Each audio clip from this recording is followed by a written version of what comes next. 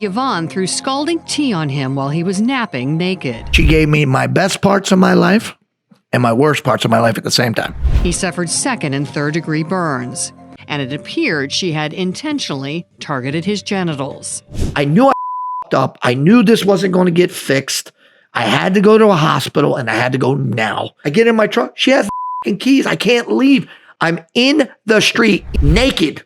Help, help, help. How'd you end up dating Yvonne? Well, or something else coming in? But oh yeah, there was something in between. Okay, yeah.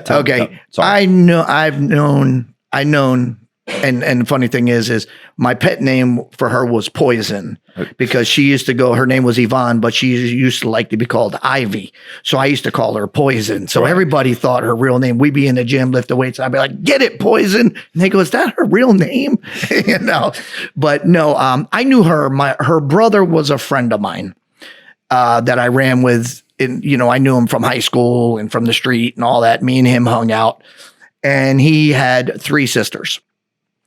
So I would hang out and go to the house. He had one of his sisters, which was not Yvonne, started hitting on me. And I says, "No, sorry, can't do it." She's why? She says, because your brother's my boy. I can't do it.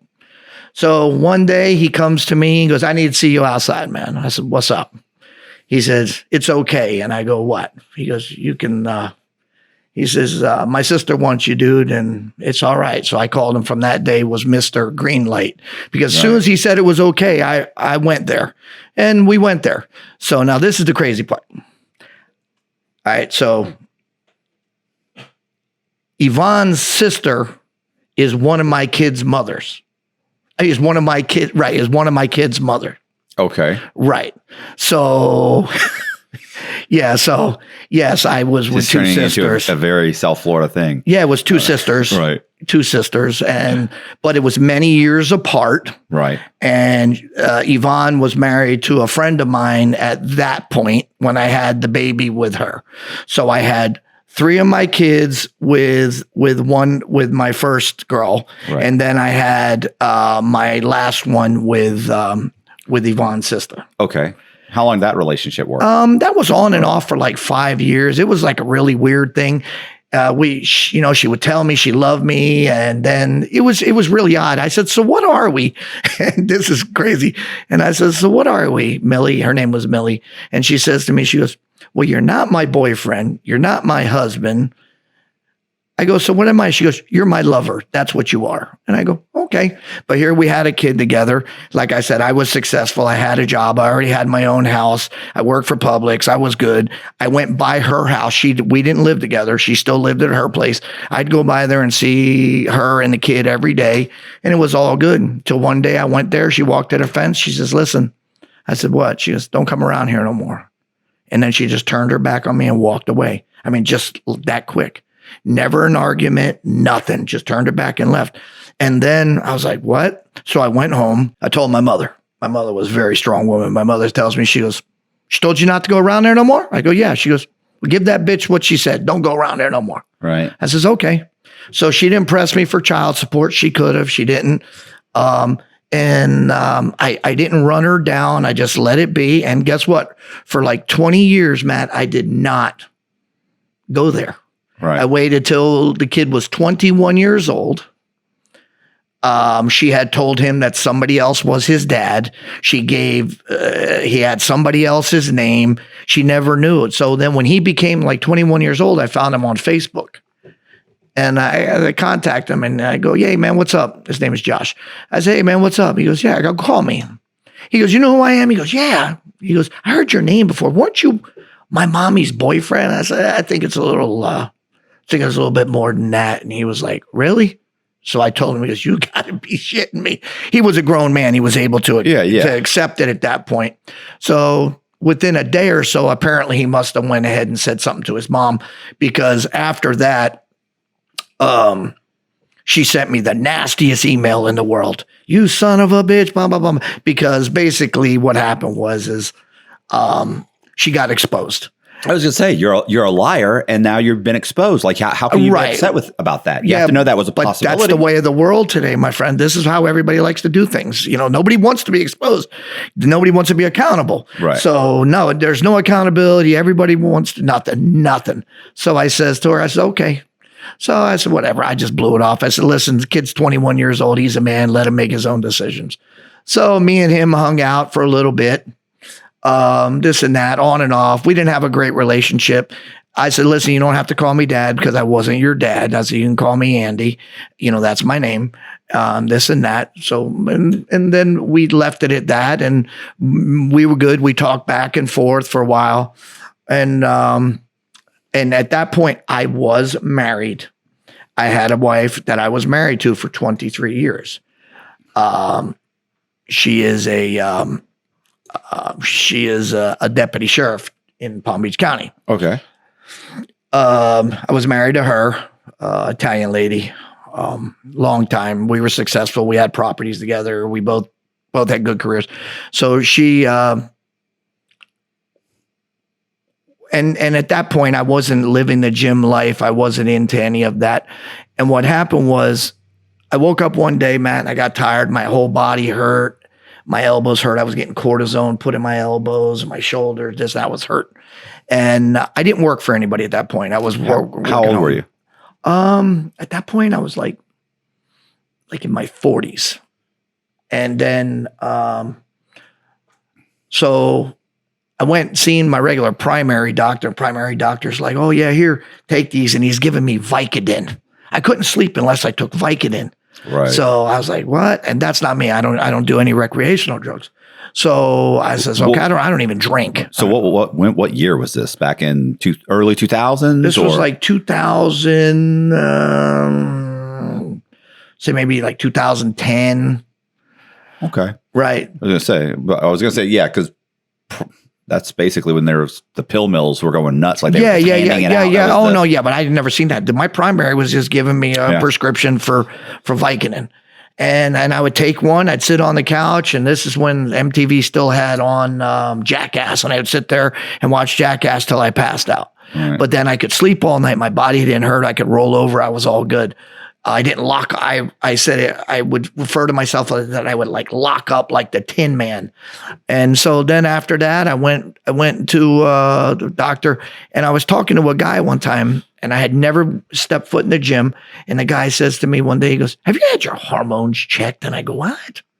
I go, no, man, everything's good. I took an insult. I thought I was, talking about my junk. And I was like, no, we're good, man.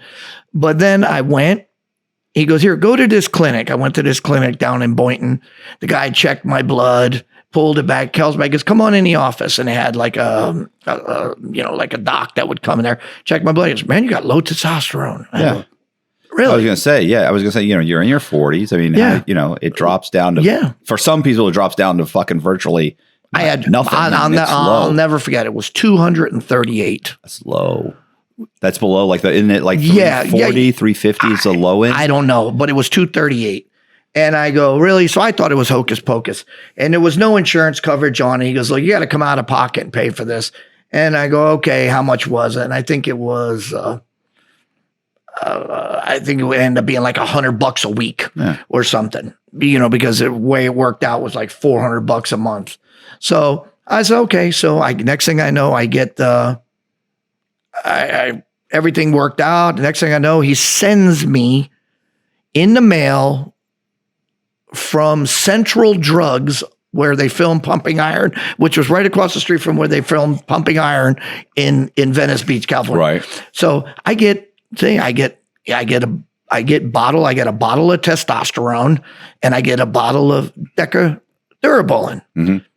Okay, and I got a script from the doctor. I'm scared to death because here I got to give this shot to myself. And here I wasn't going to ask my kids to help me or ask my wife to help me. I'm in there, oh man, nerved up. I finally did it. And I took 2 shots a week, and it was 2, 4. I took a total of 6 shots, so I took 3 weeks worth. So I called back the doc and I go, when am I going to start to feel better? He goes, how many did you take? He goes, oh, it's coming. A week later, dude, I had no joint pain, no nothing. I had energy. I was walking around. My body started changing, and I didn't go on this to go to the gym. Right. So then my kids had gym memberships. So my son Matt and Andy, they were going to the gym at LA Fitness. I said, I'll go with you. So I went over and I didn't tell them I was taking nothing. I didn't know. I only took it just because I wanted to feel better. I didn't want to take it to end up on stage or end up getting contracts or nothing. So I went in there. So I went to the gym. It was real good. It was okay. So then I liked it. I kept going and going and going and going. I went back to the doctor. I said, yeah, I like the meds, blah, blah, blah, blah. I didn't have an issue paying it because it was worth every dime and more because I felt better. So then I says to him, I said, all right, cool. So I started taking, he goes, the guy goes, we can tweak this a little bit if we need to. So once the more I got deeper into the darker side of this. So then I said, okay. So we took it. The more I took, the better I felt. Yeah. Yeah. So you sleep better. Oh God, everything was better. Your recovery time on working out is better. Dude. Like you start seeing gains. Yes, I was. Yeah. Oh my God. And I was like, yeah. But then I didn't tell my wife anything. Remember, and I was still sleeping with my wife. So my wife is starting to see me. I was more aggressive towards her because I wanted her ass more and so forth. And she wasn't your libido. Right. Yeah. She was not receptive to that at all. All right. So it became an issue. And then I went and got a trainer. Anthony Racanelli, the best guy in the world, the only trainer I've ever used. I went and got him. I went with him 5 days a week. I woke up every morning at 4:30 in the morning, went and worked out him for an hour and a half every day. I was back in my house, took a shower and back in my bed by 7:15 every morning. And dude, so I was eating, I was able to do the diet. I was able to do, I didn't have an issue taking the meds. I didn't have an issue doing the work. And he was like, okay. So I did that for 2 years with him. My wife couldn't stand it because here I was paying the guy like $1,000 a month. And now my body's changing and people are saying stuff to her. Oh my God, look at your husband. Oh, yeah. And so then it put me back on the market that, I had, And she's concerned. Yes. She's getting concerned. He's getting looks. People are talking about him. He's attractive. He's going to out, out excel me as far as marketability. Mm-hmm. We're no longer in the same category. No. Exactly. Yeah. And, and she didn't want to get with the program. And I was like, listen. So she went so far as before she went to the sheriff's office, she had went and got a job at LA Fitness. To keep an eye on you? Yes, man. Dude, it was the weirdest thing, man. Dude, even before she got the job there, I would come on the floor and I would go there, say me, you, and Colby were there. We'd be on the floor. She'd want to come right on the floor in front of everybody and want to give me a kiss. And I'm like, listen, we're working. Do your thing, man. Go ahead. Do what you go do what you're doing. We're over here. And what we're doing, you're not doing. So, right. So, and I knew what she was doing and I didn't like it. It kind of twisted my horns a little bit. And then I would see her go and posture herself and position herself to keep an eye on me in the gym. Number one, if I was going to do anything, it wasn't going to be in front of her. But she couldn't get that. And I've actually had that discussion with a chick one time that was getting insane. And I actually said, let me explain something. If I'm going to do something, I will do it. I will have an alibi. I will document where I'm supposed to be. I will completely cover myself and you will never be able to figure it out. So stop worrying about it. Like you know what I'm saying? She was obsessed on it. Right. Yeah, and by doing that, they don't realize that you start being blamed for it. You start feeling like, might as well do it. fuck, I'm already Here. Fuck it, might as well. I'm having these arguments, multiple times a week over nothing. Like, no. She went even so far as to take me to my primary doctor, which was not the hormone doctor where I was receiving my meds from. I call it meds. Yeah. I wasn't receiving my meds from my primary because my primary, you're within limits. Yeah. You're where you're supposed to be. Yeah. And it sucks living at 238 testosterone level. So she brings me back, right? She brings me back and we go and the guy has closed the store and she sits down with me and she goes, so when can he stop taking this stuff?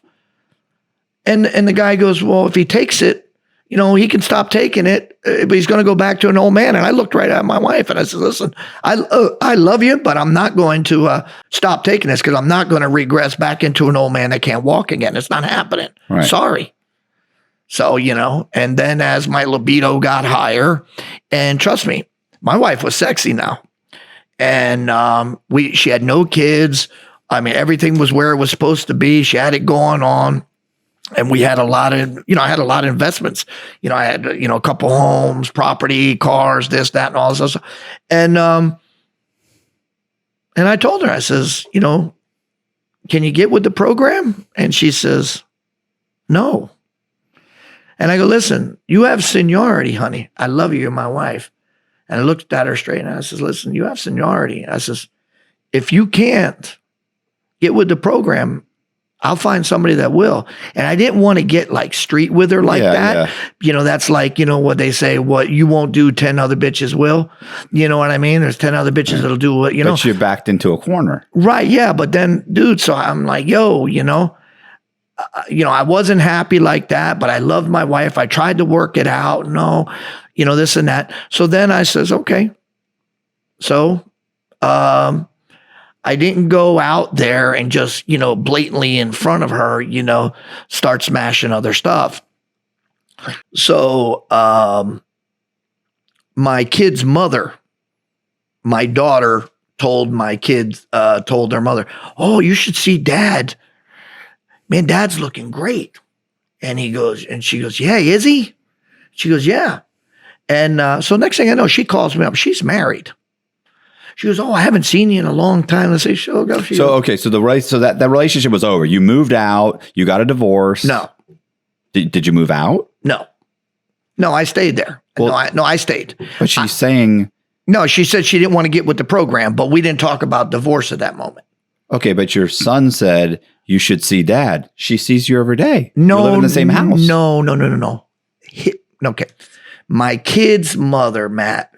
Okay. Right. That I hadn't been with in a million years. Oh, okay.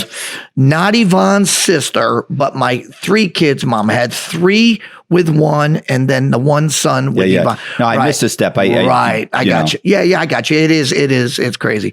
But anyway, so she said something to me. I met up with her. She said, oh, yeah, oh, man. She said, why don't you let me test drive that? I'm like, you test driven it before. You got 3 kids out of me. So let her test drive it, but not before I went effortlessly to try to get my wife to work with me. And she wouldn't. So me and her were hooking up here and there, a couple times a week. And then she would go home to her husband. I go home to my wife. I wasn't happy there because here my wife basically told me, no, basically without saying it, go fuck yourself. No, I'm not. Right. So, and, I got a question. What do you mean get with the program? Like she needs to get in shape or let you sleep around? What is no, or she needs to start sleeping with him on a more regular basis. Right. Yeah. Yeah. 20 years and just, the interest wanes and she's not, she's not the same. She's not living the same caliber of life. She's not. Right. Yeah. No. She had it going on. She had a banging body. I mean, she was on point as far as that. But she want to have sex 3 times a week, 4 times a week. She wants to have sex what? Fuck, I wanted sex 3 times a day. Fucking 4 times a week. That's insane. No, it's not. Wait till, no, it's not. Oh, no, it's not. Well, anyway, No, it's Kind of on your wife's side now. Yeah, you know what's crazy? You know what's crazy is that you know that saying, and you hear chicks will always knock on dudes. Oh, he had the right equipment, but he couldn't use it. Right. That was basically what my wife had. My wife had a banging ass body, but she just didn't have the drive to go with the equipment she was rocking. You follow me? Here she was her body was a McLaren, but she was a Pinto, right. Driving a Pinto. No, bro, it just didn't work that way. And me, I don't, this is not an act how I'm talking to you. I talk this way to everybody. Right. And I look at everybody in the eye and I basically told her, and it is what it was. So I end up getting with my kid's mom. And my 3 kids' mom, and then me and her hung out for a little bit. She would go home. Then it got complicated. Her husband got involved and this and that. The next thing I know, banging on the door. Okay. I'm in my house, and next thing I know, there's a deputy outside. He goes, "Listen, Andrew, I gotta serve you with papers." He goes, "I need all your guns, all your ammo. I got to give you this restraining order." And I go, "Who's putting a restraining order?" Here, her husband, my kid's mom, that she was fucking on her husband, right? She's cheating on her husband. I'm cheating on my wife. And she basically told him he went somehow and manipulated paperwork, and he put on there that he was scared of me. I had to stand up. So I had to go to Broward County. They lived in Broward. I lived in Palm Beach.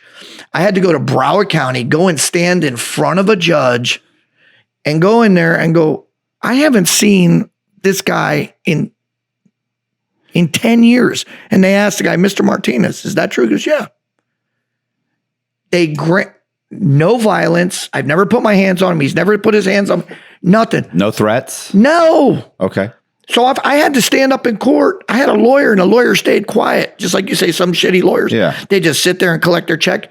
I stand up and I go, "Hello, excuse me." I said, "Judge, just for the record, I want to let you know, I was having sex with this man's wife, not him. I didn't want to think that there was some shit going on between me and dude." Right. Because that's the way it sounded. I was like, "What? There's 2 dudes in there. He's saying he's scared of me." I'm going, "For what?" And then he said, "Well, I ain't seen him in 10 years. Didn't make any sense. So it was something didn't swing right there, because the guy ended up getting a full-blown for life restraining order against me. And I never touched the guy. I banged the dude's wife. That was it. Okay. And they took your guns? Oh, no, I didn't give it to him. No. Why? I told them I didn't have any. Okay. You know what I mean? But they had an order on the paperwork, Matthew. It said that I needed to give my guns and all ammo. Took my CCW and everything from me. So you can't have a concealed weapons permit now? No. Okay. And all I did was bang this guy's wife. I didn't bang him. And I never banged him up with my hands. Right. So no. That doesn't make sense at all. I know. You better look into that. I know. Well, this was 2015. Okay. Well, you said for life. Yeah, they took it away for life. Yeah, right. they took it away. If they took away your concealed weapons permit for life. Yeah. They said that they gave him a lifetime restraining order against. Right, yeah. And I go, "What?" Yeah, I mean, it didn't make any sense whatsoever. And that's why when I stood up, I go, "Excuse me," it didn't make any sense. So I don't know if the guy had some juice in the court system. So if you wanted to go buy a gun right now, could you? I believe so, yeah. Okay. Well, I don't need any. I have, but like I said, I don't know. But they did take I gave him my CCW that day. Here you go, take it. And he didn't walk away with no ammo or no guns. Okay. Which was insane. But anyway, after that, I have not seen that woman since 2015. So after that, I was like, all right, whatever. I just went on with my life. I was still back in the gym, lifting weights, hanging out, doing my thing. I was working at the post office that time. And then I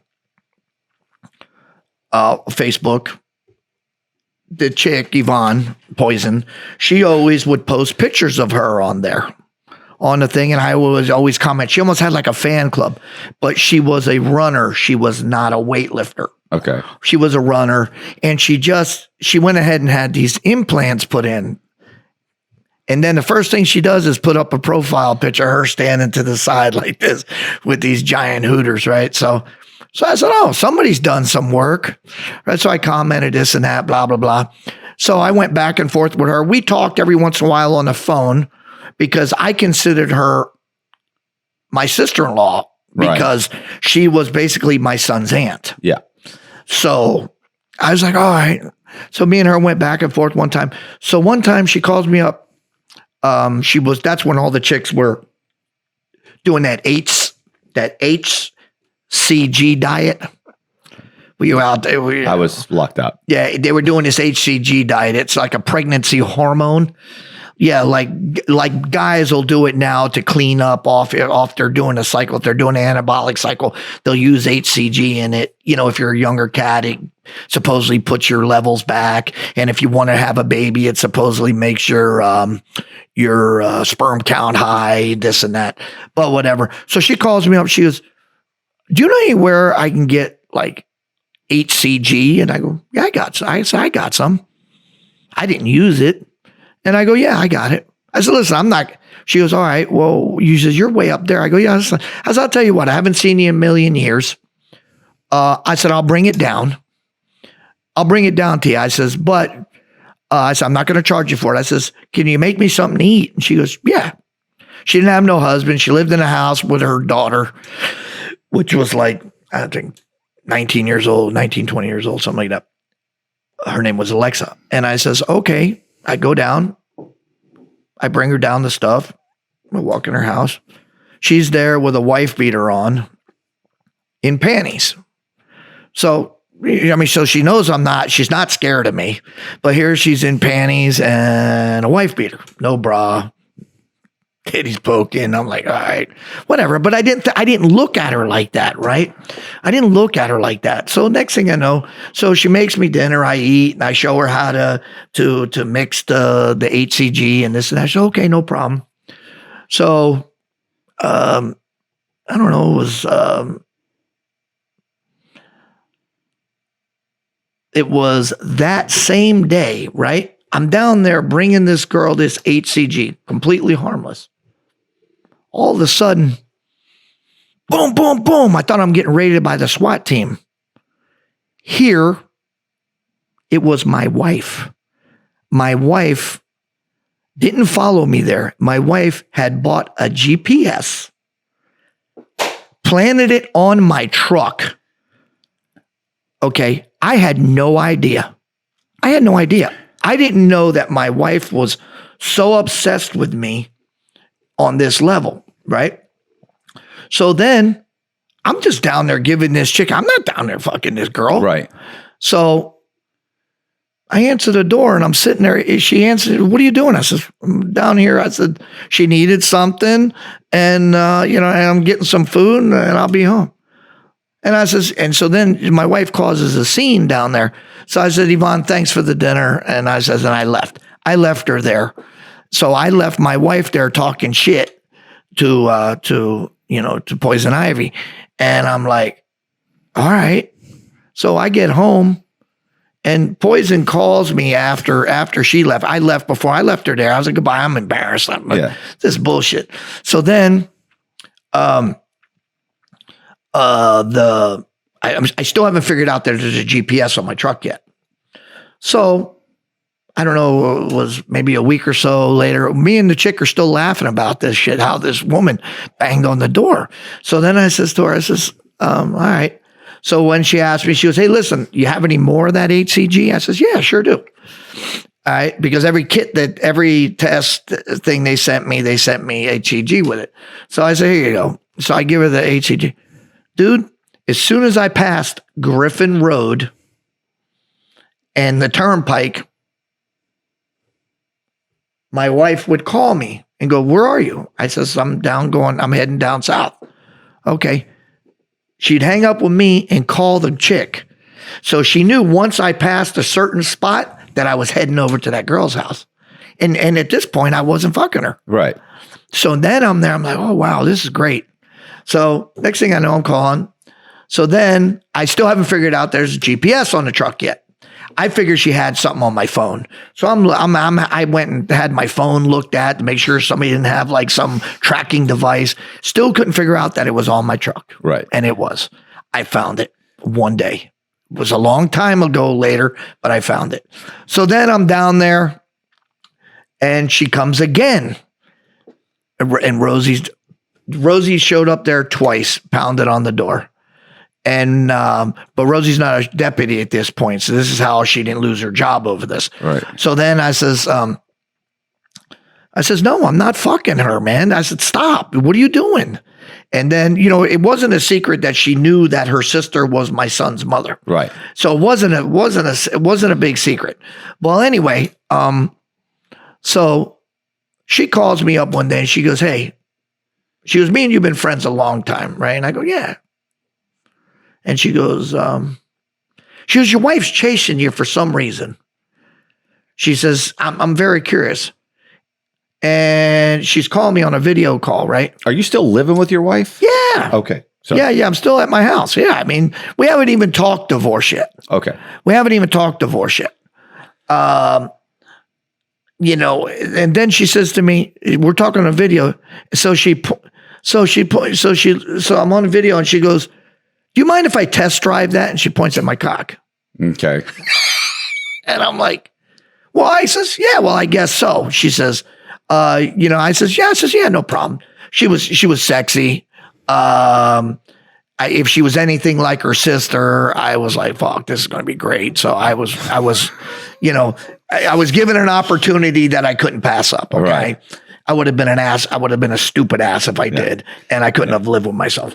So I go over, she's got these big tits, you know, blah, blah, blah, this and that. Not my thing at that time, because that's not what I was. That's not where I was, you know, into big titty chicks.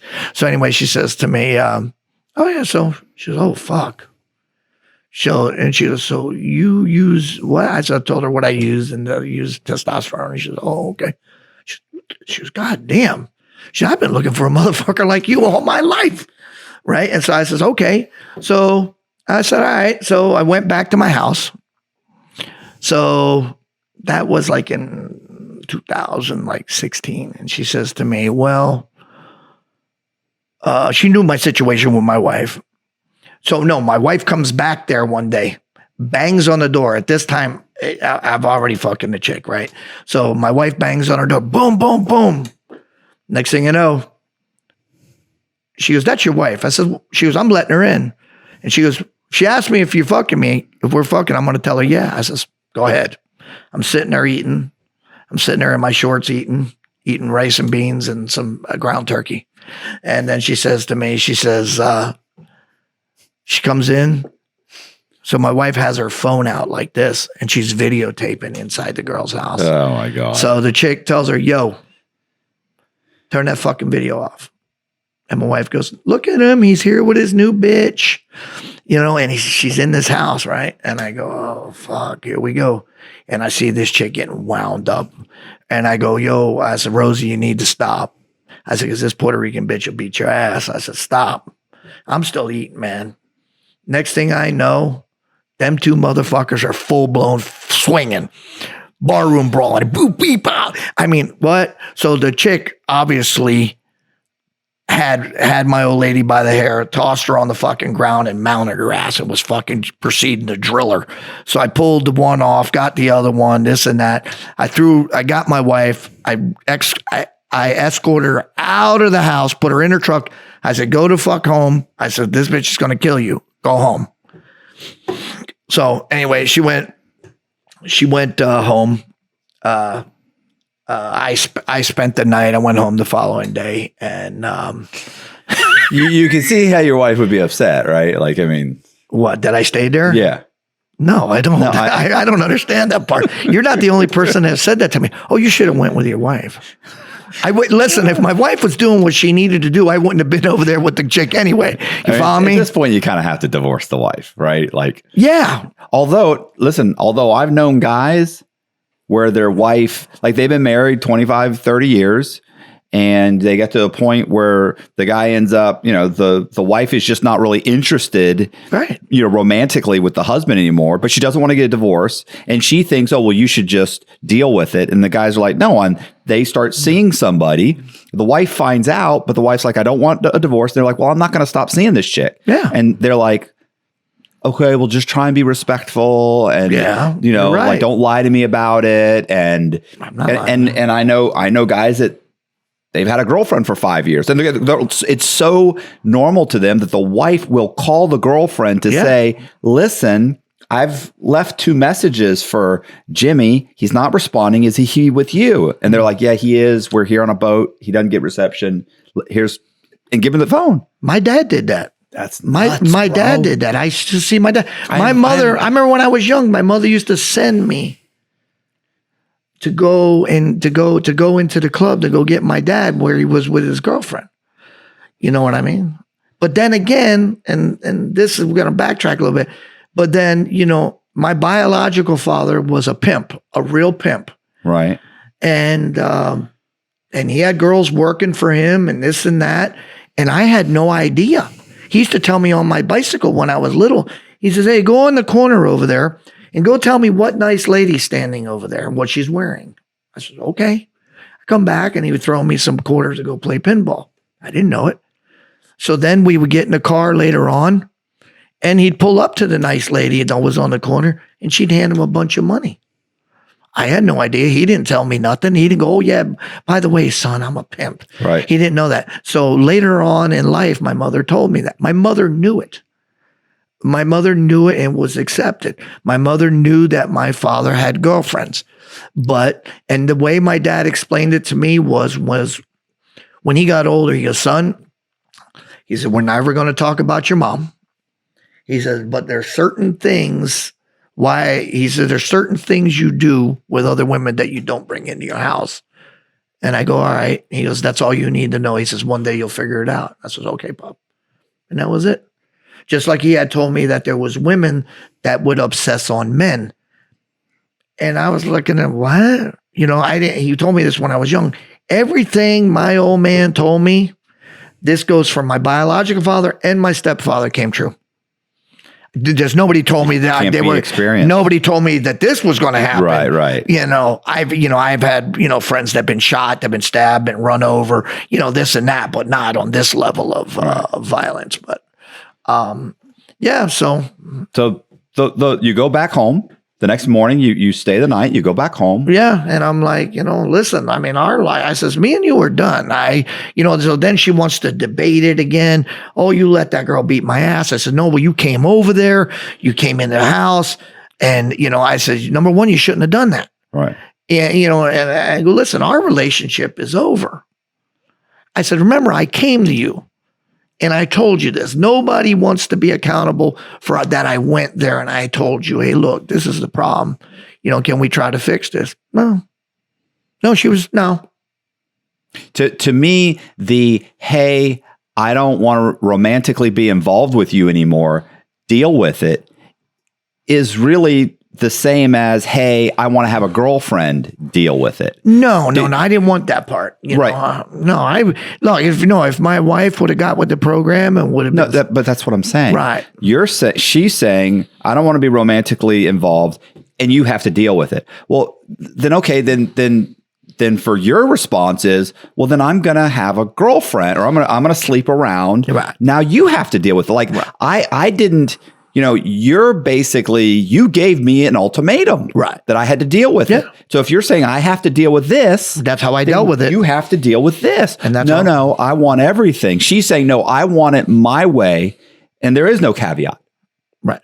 You just deal with it. I have a saying, you say wanted it one way. I said she wanted it both ways. She can't have things both ways. Yeah. So, I get it. Like, it's a shitty situation, but what's the result? The result is you have to go, either you both have to deal with this situation or you have to part ways. Right. Like, I don't know that anybody's at fault there. I'd like to say she's at fault. I came to her. I think I did the right thing by coming to her, you know what I mean? And just like, And it's too bad that biologically you're kind of, designed that at some point, you kind of, your libidos change and there's it's just shitty biological situation, but you can push through that, and you can, and there's medication, like just like if you became diabetic. I don't want to take that. That's I tried to give her. I was like, I tried to give her like vitamin B12. I says, look, let me give you, inject, because I had, I had injectables at the house. I was like, let me give you some B12, give you more energy. I didn't know. You drink a couple glasses of wine. What's the problem? You know what I'm saying? Like, yeah, but nah, dude. It was endless. It was just something that wasn't going to get fixed. Right. I mean, and you felt like you gave it was like the Titanic. It was already sunk, and I couldn't get it back out of where it was. And that was it. But so what happens? So you go back home. You say, yeah, no. I told her, well, that was that. And I go, look, she says, well, you going to keep fucking that girl? I says, well, I guess I am now. Yeah. I said, it's out of the bag now. I said, I wasn't trying to, hurt you or nothing. So then the chick would call me up and was like, she was liking it. She was getting, she was getting what she wanted, and she liked it. And so she called me up. She was, hey, listen, I got room for you in my bed tonight. So fuck, this is what I want here. This was what was missing out of my life with my wife. So this chick basically just fucking, fit that to the fucking T. So I was back there, and it was all good. And so then one time I go, come on, let's go out of town. And so me and her, we rolled up to, went to Universal Studios for like 3 days. So while I'm up there, she goes, hey, listen, I'm going to present you with something I'm thinking. She goes, you can be full-time or part-time. What do you want to be? And I'm like, she goes, well, full-time, you live in the house with me here, and this and that. And, she was a hustler. She did what she did in the street. And what does that mean? What? She had like an at-home like daycare thing, okay. like an illegal daycare service. Yeah. She had a ton of kids. Tons of those. Yeah. She probably, and it was down there, and it was all Hispanics. So everybody was looking for a deal. Yeah. So they rolled in, and they would bring kids, and she would watch kids. And, she probably did good. She probably made, I don't know, $1,500 a week cash. Right. And then like like me and you talked about, I told you over the phone, she had said she had hurt her back at Humana. She worked at Humana for years as a count rep or something. Says she fell and hurt her back. And for some way, somehow, some lawyer got her permanently partially disabled. So she got a check from Social Security, right? Yes. For like $2,500. Get the fuck out of here. No fucking way. No, $2,500. Right. It's a chunk. I know. $2,500. Because, I worked as a workman's comp adjuster. Right. For like nothing, like 6 months one time. Right. So during that time, like there were people that they would get that, like it was a mind, like they could still work, but they were permanently partially disabled, and they would get a check for $600, $1,100, but they could still work. But that's a huge check. Yeah, she got like 25. Jeez. I called it 25. It was like in the 24. There are people retired that don't get that. Yeah, because she got that money, right? But she wasn't allowed to have a job. But then they gave her like Percocets, right? Which she doesn't really need because she's not really hurt. So she's selling those. Selling the perks on the side, right? Yeah. And and this was before she started, lifting weights in the gym. So I says to her, so this is, I mean, she's deadlifting 315 and getting Percocets for a bad back. I'm starting to like this. No, this motherfucker, she had it going on. I told you she was the GOAT, man. Right. She was the fucking greatest of all time. No lie. I'll give it to her. She had the hustle game down fucking pointless, But then again, so she presents me with full-time, part-time, and I'm like, all right, full-time, you stay with here, me in the house, and this and that. And I'm like, okay. And she says, part-time, well, you come, spend the night, this and that. She says, but I'm still going to go out. And I'm like, well, she wasn't fucking nobody else. It was only fucking me. Right. But you never know. You never know. And I was like, okay. But then I had it always in the back of my mind. I says, if this chick's got her own home, you don't need to take her to no hotel. She had her own home. And this is shit that came up afterwards, that when I got in my real mind, after all this shit happened, I started putting pieces of the puzzle together. It didn't add up from Jump Street. So I'm like, if you got all this going on, you're making money, you got this, you got that. Why don't you have anybody? That's just like they say, if there's a guy and he's like in his 30s and he doesn't have any kids, two things that happens. He's either gay, he's been in prison. Right. You know what I mean? That's what the stereotype is.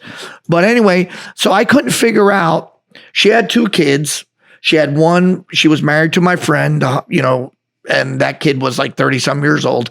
And then she had one from a boyfriend that was, and then she always talked bad about the boyfriend. Oh yeah, that guy, he was a stalker. He was this, he was that. And then this guy, this guy, that. Oh, okay. So, it just, the puzzle pieces didn't add up. And then I questioned this one time, and about, did you ever have an ankle monitor on? Yes. Okay. Briefly. You know how big that thing is? Yeah, it's not tiny. No. She tried to convince me. It's not an Apple GPS. She tried to convince me this, and actually argue with me about this. So, I had this guy, and, he never told me this, and he always had socks on. And I go, really? And she goes, yeah. He was a child, but I found him on that Plenty of Fish or Got Fish or whatever that stupid shit was. Yeah. Found the guy on there. He had a profile that wasn't his, and then she met up with him, and it was too late. He came and told her because the guy had to be home by a certain time at night, and this and that and all this other shit. I was like, oh yeah. I mean, and I didn't piece it together. And she had herself convinced and then tried to convince me that there's no way that she saw that cigarette box wrapped around this guy's ankle.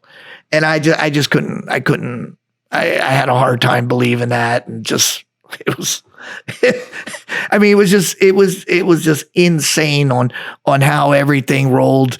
Like I said, between selling the Percocets, getting this, dating these guys off of this website. And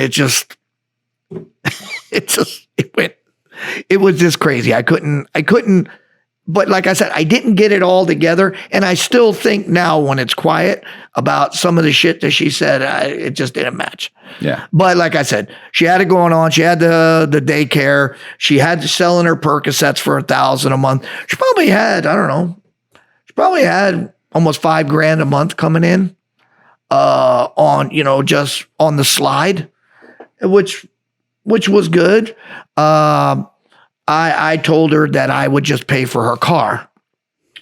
And her car wasn't much. Her car was like $580. I paid $580 a month. Here she cooked all the food, did this. I bought food because she wasn't on the diet at that time. And so basically I got way ahead of myself. I said, okay, I'm going to come full time. Right. So I stayed there full time, but I still owned my house in Loxahatchee. I had a $1 million house. I still have it. I still have the home. So a $1 million house in Loxahatchee. I told my wife, come on, let's get a divorce. I go get a lawyer, blah, blah, blah. I'm living down there in Hialeah with Poison. And I love the poison. Poison. Sorry, People, with man. poison. Yeah, poison with poison. Venosa, as you say in Spanish. So she says, so I go and get a lawyer, this and that. The wife starts to fight me. Here we don't have any kids. We don't have, all we have is property, dogs, and horses. And I'm like, okay. So she starts fighting me over it. Well, anyway, it took over 2 years and 20 grand in attorney's fees to get divorced. Right. I understand. You know, I don't know. Yeah.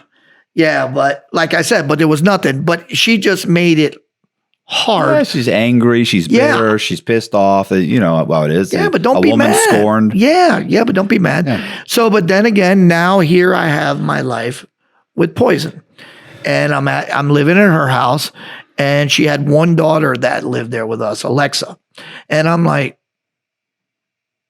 Alexa basically just did whatever she wanted. She didn't seek approval from her mother. She didn't say nothing to her mother. Next thing you know, you'd wake up in the morning and I walk out to the kitchen like here, and there's some dude standing there. I go, who are you? Oh yeah, well I'm with Alexa. Here she brings some dude to come live in the house. Don't even ask her mom. Just insane. Right. Just, but anyway, so I had to explain to her daughter. She's got to go. So I explained to her daughter, I says, listen to me, understand something. Your mom don't need me and I don't need your mom. I'm not a homeless guy. I don't need to live here. I have my own house and it's a lot better than this. I'm here for your mom. Well, they didn't like that because my mother used to tell me when my mother was alive that I was a master of upsetting people's apple carts. A master at it because I had this ability to see through bullshit and when somebody was scamming me or not, right. or somebody was getting over, and I can't stand a freeloading motherfucker. I can't stand that, bro. Right. It just fucking no. Oh yeah. So here, me and Poison go to the Walmart. I spent $323 buying food for the house. Now her daughter lives in the house with us, right? But we pass her daughter in the Walmart as I'm spending $320, and the daughter's just got all her own shit there. And I'm like, so Alexa don't buy nothing in the house to eat? Oh no, I told her that I'll take care of all the food. I go, what? Yeah, so she made the girl accountable for nothing. Right. So at this point, the girl made like 60 grand a year. The girl didn't save a quarter. Nothing. The girl didn't pay no rent. Nothing.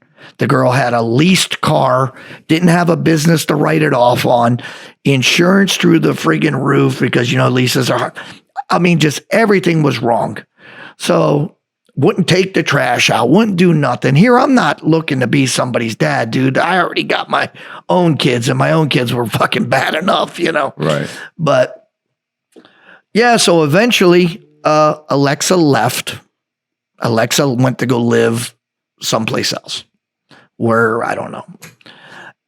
So me, I'm still going to the gym and Poison's still running and still doing the daycare thing. So I go to the gym. She says, well, I want to go to the gym.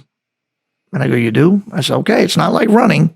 She goes to the gym, bump. Wow, I like this. Bump. Then she goes and gets a Spanish trainer down there, a Colombian chick. And the Colombian chick, hey, take this, and gives her Anavar. You know what Anavar is? Yeah. Gives her Anavar. She and writes her a diet. She follows it to the T. Boom, boom, boom. Next thing you know, she's looking in the mirror, seeing all her curves, everything going. She's looking at me. Then next thing I know, next thing I know, she's on the internet ordering injectable testosterone. Okay. For a female. Yeah. That's a bad. Well, oh yeah. So she was scared to give herself. So I gave her that. Then she would read more about it. And then she was on Instagram looking at these other fitness. She wasn't in the fitness models. She was in the female bodybuilders. So anyway, then she bought Equipoise, Bolderone. So then she starts mixing the test, starts stacking, we'll say. She stacks the test with the EQ, which is Bolderone. Which is anabolic, and she starts just exploding growth. In strength and this, and she had great work ethic, even though her back was supposedly she was crippled. Then next thing I know, she comes home with 2 kits of growth hormone. Right, expensive. Right. Boom, boom, but real stuff. She traded her perks for it. Somebody was dying that they were giving the HGH to. People get HCG and HGH mixed up. Human growth hormone, people. So she starts taking the HGH. Boom, boom, boom. Every day. Bam, bam, bam. 4 IUs a day, which is the same thing that me or you would use. Now, what are you saying? She's stomach. She's injecting it in the fat in her stomach. Okay. Yes. Okay. Right. Not her ass. No. No. No, that's not intermuscular. That's subcutaneous. Okay. So she starts injecting that. The test and the EQ, she was putting that in her ass. And so, I mean, she was strong. She could do the work. She lived a life. I mean, she was very, very good at it. Got a lot of attention. But she was also very jealous. And then people, like, I hate to say it, but I've got to be straight up. Like both her daughters were fat. Everybody around her circle were not people that were conditioned. They were fat or out of shape. Okay. They ate whatever. They partied. They drank. They did this. They did this. This chick got so crazy, she drank Kettle One vodka because it had no carbs in it. This is how straight line she was. When it came to doing it, she did it right. So, remember, she was a runner. She put on muscle. She changed everything, put abs. She's still running? No. Okay. No, she did cardio at the gym on the stepper or on the treadmill. But no, she was using dumbbells and straight bar and this and that. And we're in the gym and it's all good. So one day her daughter, who happens to be fat, the whole family calls us over to her house in Coral Springs. Her name is Erica. And she says to me, she gets out. She got a G-string. She has a thong bikini, a black thong bikini, because she could do it. She got out over there and goes in the pool. People are looking at her. She gets out. She goes in the house. Next thing I know, I see her tears coming out of her eyes. She's looking at her phone. Here, her daughter sent her a message, "Mommy, please put your clothes on." So, and then in the Hispanic thing is, oh, you're supposed to respect the house. It had nothing to do with respecting the house. It had to do that everybody else was out of shape and was embarrassed there. And she was the minority, not the majority. I have this saying, there could be 10 idiots. You could have 10 idiots in a room and one genius. Who's going to win? The 10 idiots, because you're outnumbered. Yeah. So that's what happened. She goes, let's go. I got her in the car and let go. I go, why do you do this? She insisted on wanting to be around people that would tell her, oh, look at you. You look like a man. Oh, look at your muscle. You know, your voice is deep. What happened? This, that, and everything else. It seemed that like she had this crazy issue with wanting to make everybody around her comfortable and successful. But then again, she would fuck herself over by doing that. Right. Like, I never forget, I was in bed one night, right? And it was during tax season. And I hear her on the computer going, yeah, like cheering herself on, like boosting herself, like, yeah. So here, she did her son-in-law's taxes. So it's Erica's husband's taxes, their tax. And between them, they made $200,000. So they're not doing too bad for people in their 30s. No, in their early 30s. Right. Right. So they're doing really good. So she gets the guy back like $14,000. The guy comes over. That was on a Wednesday. She gets the guy back $14,000. The guy comes, knocks on his mother-in-law's door, puts his hand out because they were on the same cell and wants to be paid for the cell phone that they're on the same plan. So he wants his $60. So she comes and gets $60 off the drawer and gives it to Dennis. I'm like, why'd you give him that money? She goes, well, that's the deal I had worked out. I go, deal? I said, you just got the guy back $14,000. You watch his kids, your grandkids, for nothing. Right. The guy You're flat doing his taxes for nothing. Right. You get the guy back $14K. And this is Matt, this is where I don't understand. She did not have a diagnosis, and I have asked my psychiatrist this. If she would have a diagnosis, I could understand this type of thinking, but she didn't. I come to find out it's called it's called denial, and then there's another thing it's called projection, not perception. Projection is how you put things how you want to see them, right? So anyway, the guy flat out told me one time, he goes, you know, Ann, he goes, you know, if she didn't watch my kids for nothing, I couldn't drive my Denali.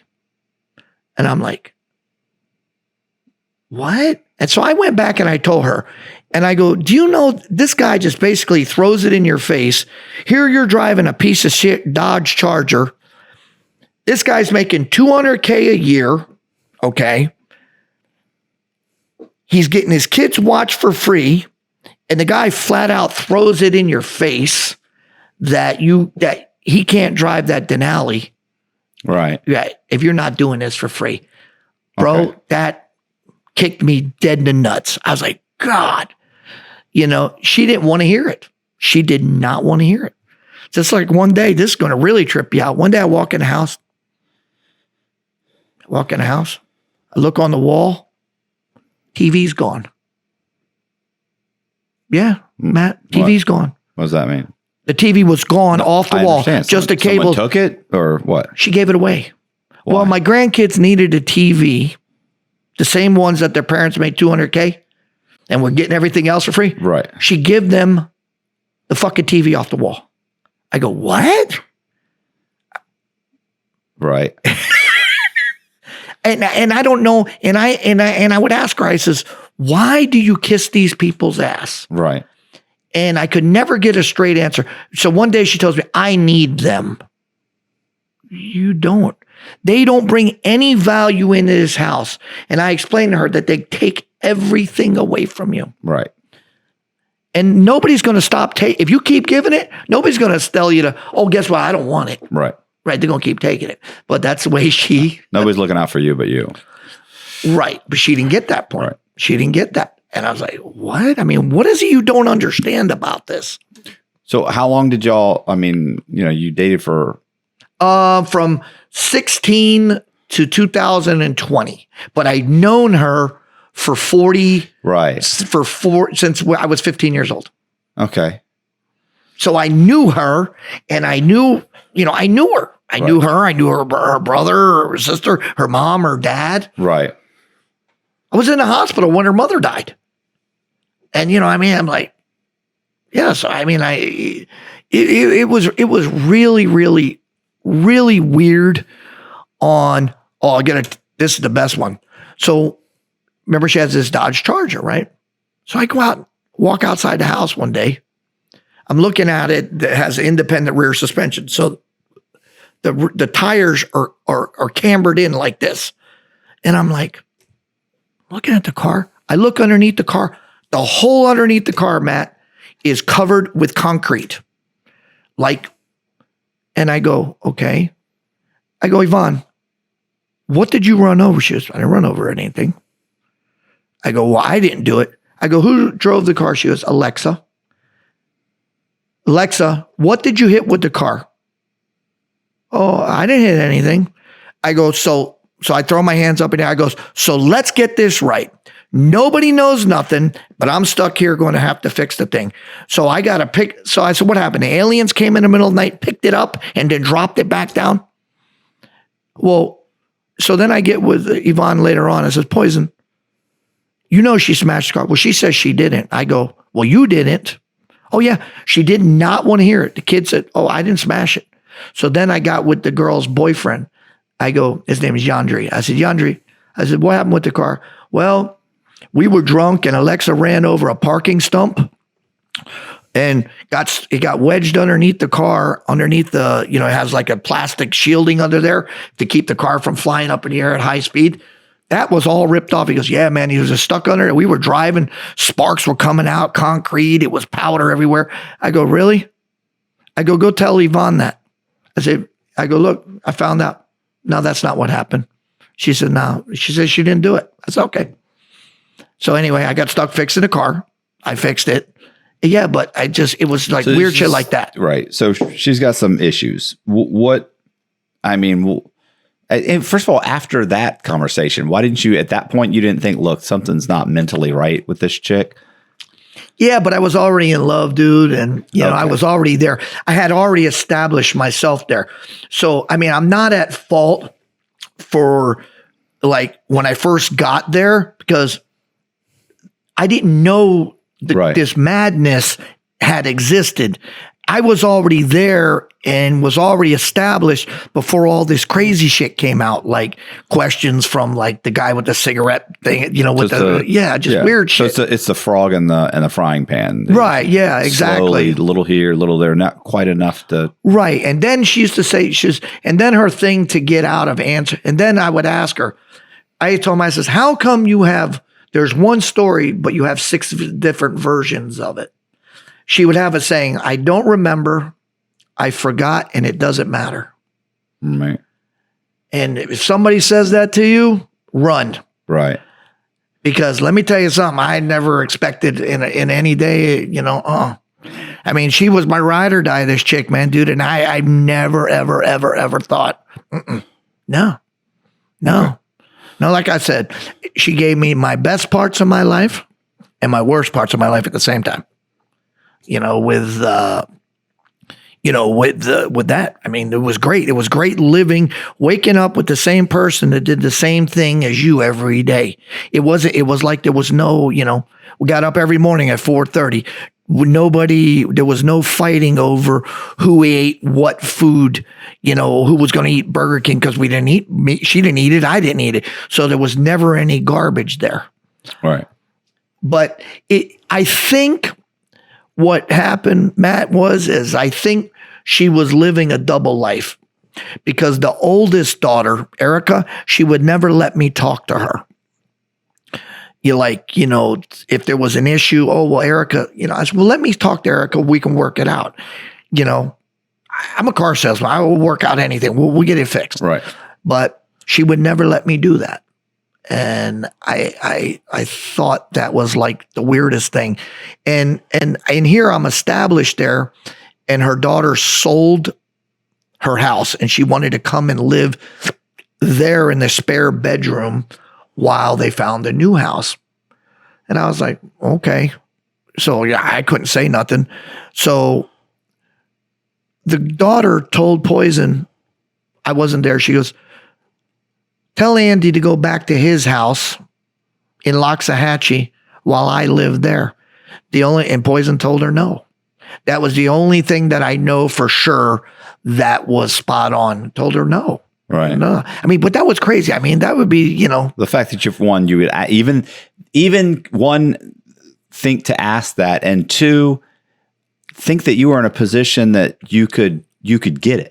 That your mother would give it to, would do that. Right. So one, your mother's unstable that she would even consider. And the fact that it even came to your mind says you're not all there either. Really.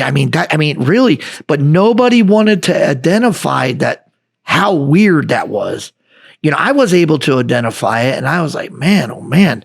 Like, she wouldn't say anything. Like, her son-in-law would take his dog out, walk his dog on a leash, and she wouldn't say nothing when the guy let the guy let the dog piss on my fucking car, on my tire. I go out there and I got piss run off my tire. I'm like, what?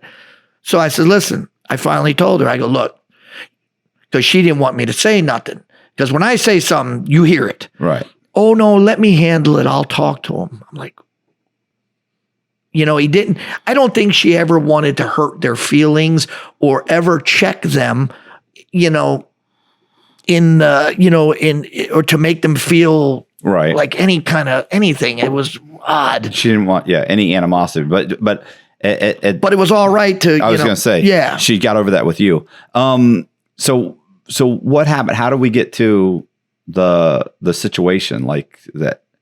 Like what led up to the, I don't want to say, would you say attack? Yeah. Okay. Yeah, that's what it was. I want to use the word incident because no, it's not. It wasn't an incident. It was an attack. Yeah, it was. Yeah. I mean, physically, she didn't attack you, but it was okay. But so when I think of attack, I think of someone punching you. Right. Yeah. But you're okay. Yeah. You're right. I'm sorry. Go ahead. So anyway, no. So I'm at work. I'm at the post office. It's May 3rd, 2020, which was a Sunday. She calls me up. She says, "Hey, listen, radiator's leaking in the charger." And I says to her, "Okay." She says, "Well, I already found it." She says, "I already went and picked it up." I go, "You did?" I go, "How much you pay for it?" She goes, $86. I says, "It's the wrong one." "How do you know?" I says, "Because I know. It's too cheap." Right. So I got to the house. It was obviously the wrong one. The car was there. It was cool. I'm not going to lie to you, Matt. I was friggin' tired. I says, "Okay." I go watch. So I go look. So I pulled the radiator out of the car. I gave it to her so she could match it up with take it back. She already had one. It was in the box. That was the wrong one. I took the other one out. I put it there. I go, "I'm going to go inside, take a shower. I'm gonna wake me up when you get home." She says, "Okay." So she goes to Advanced Auto or somewhere and goes and gets the radiator. I said, "Okay." So I went and took a shower. I'm laying down. I'm on my back. I'm in the room, and time goes by. I'm not worried about it. I've got my hands covering my dick and my balls like this, right, and covered like that. And she says, "I hear her come in the house. She doesn't say anything. Oh, good. She's letting me sleep, so I'm just sleeping." And then next thing I know, she comes in the room. I got my eyes closed. I'm on my back. I'm on top of the comforter. She moves my hands. She sucks my dick to get it hard, right? Right. And I tell her in Spanish, "¿Por qué tu para, mommy?" That means, "Why'd you stop?" And she tells me, she throws the water on me. And before she throws the water on me, she says, "This why?" And she threw the water on me. Soon as it hit me, I was on my side of the bed. It hit me. The pain was instant. I mean, insane. I sprung up out of the bed, and she's like across where like you are, and she has a Victoria's Secret receipt and a gift card in her hand. And she goes, "And who the fuck's this for?" I said, "For you, you dumb bitch." And then I'm looking at her, and all of a sudden I feel something. I look back, and the whole right side of like from my back to my back of my hamstring, just the skin fell off, rolled down, and landed and just fell on the ground. Just a sheet of skin. Boom. So I took off running. I go to the front door. It had like the regular house door. I opened it up. I'm naked. I took off running. I knew I'm hurt. I'm running for my life. So I take off, I jet. So next thing I know, I go out, and then we had bars, another set of bars. It was like a little foyer area, had another set of bars. I go to open it. Bars were locked. She locked and took the key out. Double-sided lock. Yeah. Yep. And I go, "Open the fucking door." She goes, "You'll be all right, pussy." I go, "Call the ambulance." I said, "Where's my phone?" She says, "I smashed your phone." Right? This is a Puerto Rican chick. Yeah. And she's telling me, "I smashed your phone." I says, "All right." I says, "Call." I says, "I need to go to hospital." I says, "Open the fucking door." She says, "No, you'll be all right. You'll be all right, pussy. Go get in the bathtub, pussy." That's what she told me. And I got skin fucking just falling off of me. I mean, falling off. Both arms from here to here. I got here, my stomach, my dick, my balls, my ass, my back, and the backs of my legs, all the way down to my knees. So just to clarify, because you've moved through this pretty quick. Right. She came home. Right. She then found the gift certificate and the receipt in my truck while she was Okay. getting the gift card and the receipt was sitting in the console of my Toyota truck. Okay. Right. So when she took my Toyota to go get the new radiator and return the old one that she bought that was wrong, she found it. It was sitting right there. In her mind, Yeah. she concocted that this means you're having you're sleeping around, you're having an affair, whatever, you're fucking some other chick. Right. Was there any reason for her to think, like, had you been caught doing this in the past? No. So there's nothing that could have led her, other than seeing Victoria's Secret's card and a receipt. Right. And well, but that's it. Like in her mind, on the way there or on the way back, she concocted this fucking mental. Yeah. But then this is the same chick that could walk on Peanut Island down in Palm Beach there. She could walk on there with a thong on, right? And it was all right. Me, I take my shirt off, right? And she'd see somebody's, a female, pointing or saying something about me, and she always wore dark sunglasses, and she looked straight ahead, and she told me in Spanish, "Ponele esa camisa y poneselo ahora." That means put that fucking shirt on and put it on right fucking now. I was the only guy on Peanut Island with a fucking shirt on, right. But I was just trying to, appease her. Yes, appease her. And I said, "So why are you so jealous?" She says, "I'm not jealous. I'm territorial." So remember those words, people. That shit's yeah. Unfortunately, I've heard that. Okay, sir. The exact statement, by the way. All right. So yeah. Well, fuck, you still got all your skin. Look, Jesus. Yeah. Okay, so, bro, you're locked in a fucking house, right? Like Misery. So yeah, like fucking right. Misery. I swear to God. So what happened? And I'm hollering, and I'm in Hialeah, Florida. Okay. So wait, hold on. So once she concocted this in their mind, she then had the frame of mind to come all the way home, boil water, yes, and come in, go through the motions of blowing you and then throwing it on you. Yeah. Okay. Yeah, right. Bro. I mean, it was fucking insane, dude. And you no violence in the past? No, bro. No. Okay. No, none at all. All right. I'm sorry. The chick was my life, dude. Yeah. I mean, for real, man. I'm just being straight with all of us here in the room. She was my life. I told you straight up, she was the greatest. Yeah. And I can't take that from her. I can't. How do you get out of the house? Bro. Next to the thing. How much pain are you in? Dude, it was insane. The pain, will you ever burn your fingertip? Do that times 1,000,000. I was gonna say, like, I've seen you just seeing the picture is, it's, when you show Colby, he's like looking away. Right. It's so, it's horrendous. Man. Oh yeah. Yeah. You're telling me. So here I'm naked. I finally got out. I got out of the house, right? I go to get in my truck. I'm not thinking, man. I'm in survival mode, right? I knew I was fucked up. I knew this wasn't going to get fixed. I had to go to a hospital, and I had to go now.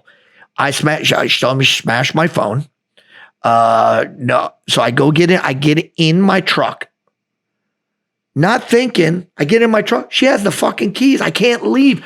I'm in the street in Hialeah, Florida. The houses are on top of each other. Naked. Help. Not a motherfucker came to help me.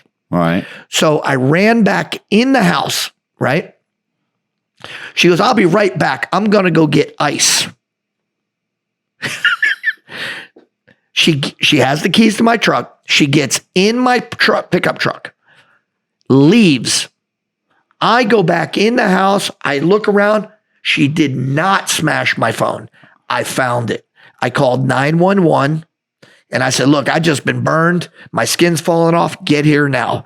Then I called my buddy who was a deputy in Palm Beach. And I said, "Hey man, this bitch burned me, dude. I don't know if I'm going to live or die. Whatever you do, don't go back in the house." Yeah. We got that phone. We got that phone call, that 911. Sorry. Yeah. He goes, don't go back in the house.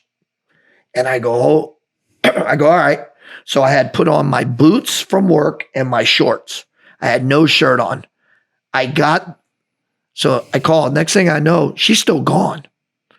I did not go back in the house. I'm leaning over the Dodge Charger outside, and I go, and the 911 operator said, "Oh, no, don't go nowhere. Stay right where you're at." I go, "Okay." So I stayed there. They go, "Where is she?" I go, "I don't know." I didn't know she was where the fuck she was. So I'm going to go get ice. That told me she was getting it. So, and so next thing I know, Matt, I hear wee, wee, wee, wee, wee. I didn't call the police. I called rescue. Right. And she hears, next thing you know, she comes around the corner, pulls up. I can see 10 bags of freaking ice back there. The biggest bags you can get. She goes, "Go get in the bathtub." And I go, "I'm not getting in no bathtub." So she hears the sirens. She goes, "You called those crackers?" And I says, "Yeah." And she says, "What you going to tell them crackers when they get here?" I says, "I'm going to tell them you burned me." She looks at me just like I'm looking at you. She goes, "No, the fuck you're not. You're going to tell them you spilled that water on yourself." I go, "No poison. I'm telling them you fucking did it."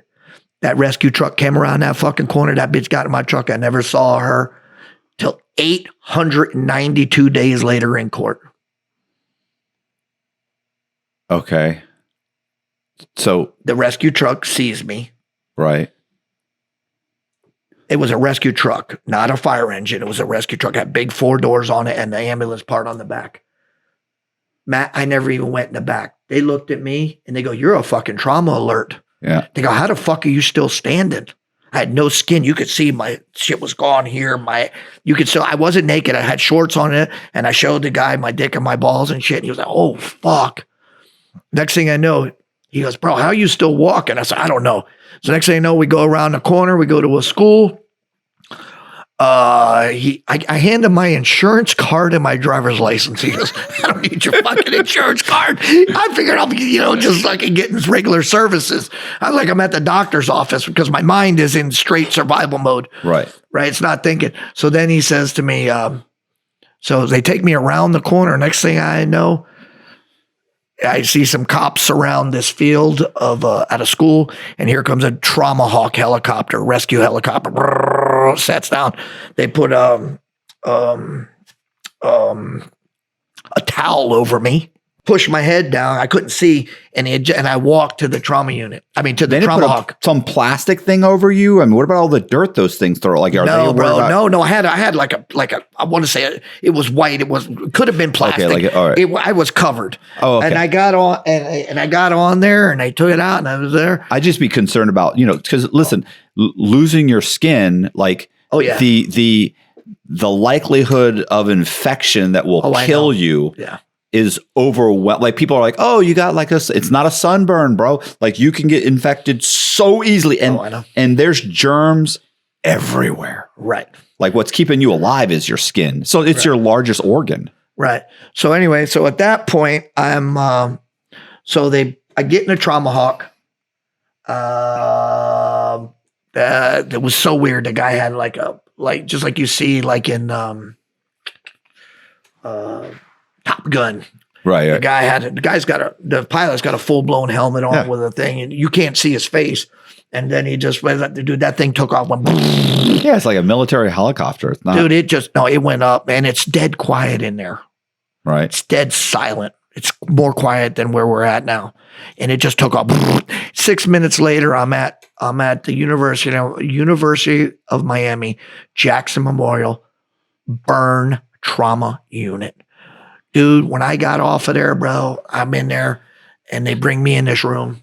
There's 3 homicide detectives waiting for me. And doctors and all this, and I'm there like this, and I'm just laying there naked. Well, I had my shorts on. They came, they cut them off, cut my boots off, everything, even though, and then like the guy asked me, he goes, trauma guy comes in, he goes, "So what are you taking?" And I go, "What do you mean? What am I taking?" He goes, "You know exactly." He says, "Because this was May 3rd, 2020. This was right, the Arnold Classic, which is in Ohio, was just before was in March. And me and her were going out there. and then COVID hit. And then we rerouted our trip because we were training for this. And I was much leaner. I was in a different mindset. And I had looked completely different. So when I was laying there, the guy asked me what I used, and I just told him, "What do you talk about?" And he goes, "You know what I'm talking about?" He could tell I was a bodybuilder, and he says, "Any anabolics?" I said, "No, just testosterone." Because once Arnold Classic, once that we didn't do that, I didn't do anything after that. So I would just maintain and just taking testosterone. And then that was that. And he was. He goes, "Okay." He goes, "How much?" And I told him. And then 2 days later, he came back in the room. This is the detective? No, the doctor. The trauma doctor. Trauma doctor. Okay. The burn doctor. And he goes, I lost complete track of time and everything. I didn't know, what this happened at like 5:20 in the afternoon. And I couldn't even tell you when I got there, when I did it, this and that. I couldn't tell you. They give you something for the pain, for the knock you out? No. I asked them while they were cleaning me up. I was like, "Can you guys please, can you knock me out to do this?" And they go, "No, you have to be awake." I'm like, fuck. Why? Yeah, right. So I'm going to tell you this. The crazy thing is, so I'm laying there, right? They wanted me to, this hand's burnt, I'm right-handed. My hand's burnt. "Oh, can you write us?" I can't write shit, man. So they're there. I'm naked, right? I'm laying out on this table. And the lady comes with a body cam. And that's how they took a statement from me of what happened. Because the doctor flat out told me a couple days later, goes, "If you wouldn't have been jacked up on all that shit," he said, "you would have died of a heart attack. If you would have been a regular dude and your heart rate was over 200 beats a minute," he said, "you would have had a heart attack and died." He says, "But since you're an athlete," he said, "that's why you survived." I said, "Okay, good." So anyway, I'm laying there in the trauma unit, right, with this guy. And so all the cops leave to go have a conference. I'm laying there by myself. All of a sudden, and I'm not a religious person, not one bit. I'm laying there. All of a sudden, I said, "Fuck." I said, "God, if you're gonna take me, fucking take me. If you're gonna fucking let me live. But fucking do it now. Swear to God, this roof. If I'm bullshitting, this roof will fall on our head, bro." The room got ice cold, and I fucking when I knew I was powerless. I could not, there was nothing I could do. So I just had to let go, and that was it. Fucking, there was nothing you could do. So I called my kids. I called my job. I called an ex-girlfriend that she was territorial over, that worked with me at the post office. And I left her a message. I said, "Hey, listen, this bitch fucking tried to murder me, man. I'm in a fucking trauma unit. I'm burnt down. I don't know if I'm going to live or die." I says, "But she's not caught. So look out, because this chick, Poison, always wanted Gloria, her name is Gloria Arguello, sexy chick from the post office. She tells me, Colombian chick, and they didn't know each other, but they were jealous of each other for no reason. Cause I wasn't juggling both of them. When I was with one, and when I wasn't one, but the other one had like this thing against the other one. One had more ass than the other one. The other one had more tits. So it was like a woman thing. So they were right. So I called her up and I left her a message. "Hey, listen, La tetona," she used to call it tetona, means big tits in Spanish. "La tetona se quemaron a mí." That means I said, "the big titties burned me." And I said, "I'm going to live or die, but watch out."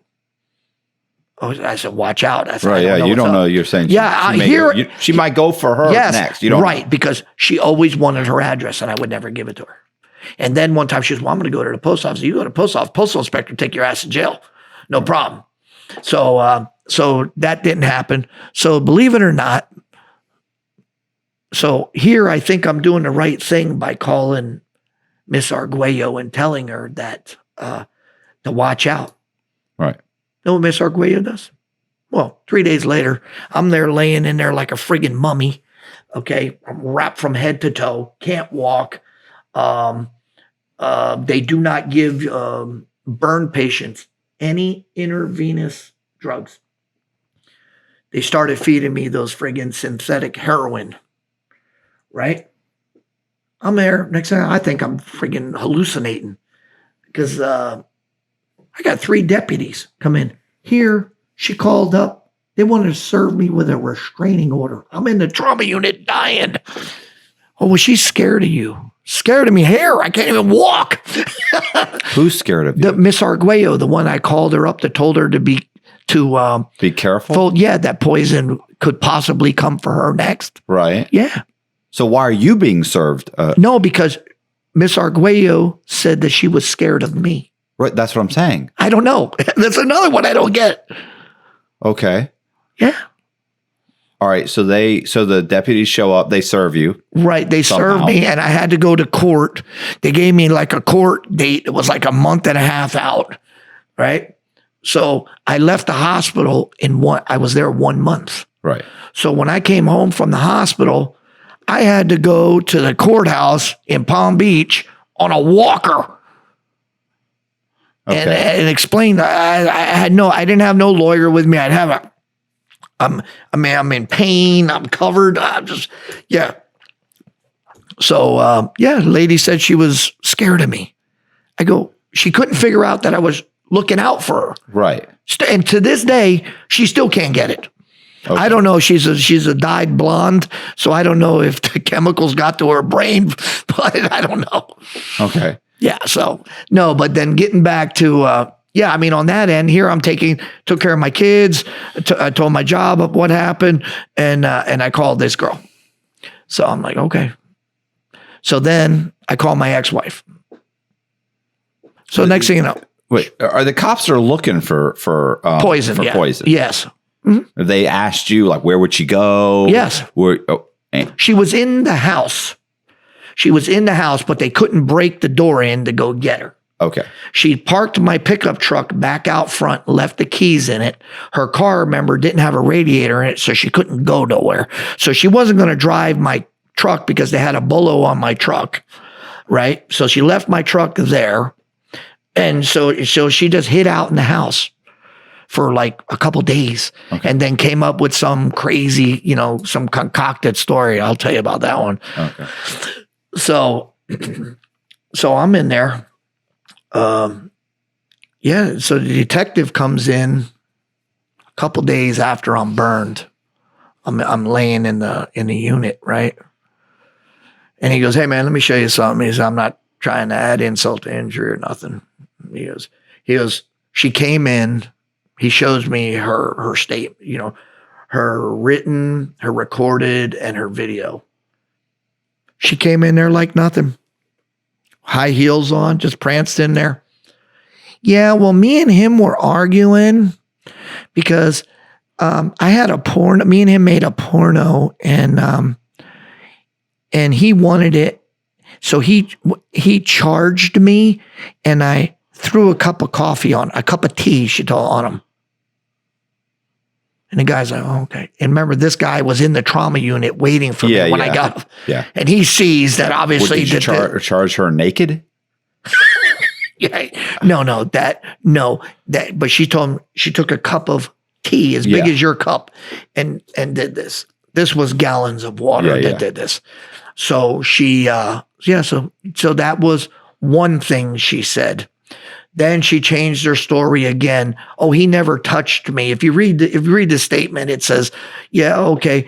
Oh, one thing. Oh, yeah, I was arguing with him and he ran towards me and I threw the thing on him. But then, he didn't do that. He didn't touch." She changed her story like 3 or 4 different times. But needless to say, so the guy comes into the trauma unit, shows me that, this and that, and then shows me here she bonded out on a 70. Okay. Yeah. So she was charged. She was arrested. Yes, they charged her aggravated battery with bodily harm and disfigurement, assault with bodily harm and disfigurement. My beef with that is that, and you know this, if me or you would have done that to a female, we would have got no bond. Just like I told the judge in court, I says, if I would have done this to her And I pointed to all the bailiffs in there. I said, I would have been in a cage there, and each and every one of you would have been beating my ass every day for doing this to a female. I said, so this completely is a different rules for different fools type of case here. I said, this is just completely. So here she's out on bond. Instead of coming and taking care of what she had to do with me to get this worked out, because if she would actually came and goes, hey, listen, I lost my fucking mind. I fucked up. I could have worked with you on it, but not, coming up with this crazy asinine fucking lies that didn't make any sense from Jump Street. And once again, Matt, I had told her from anytime, I said, anytime the police knock on the door, you don't talk to the cops. You don't have to.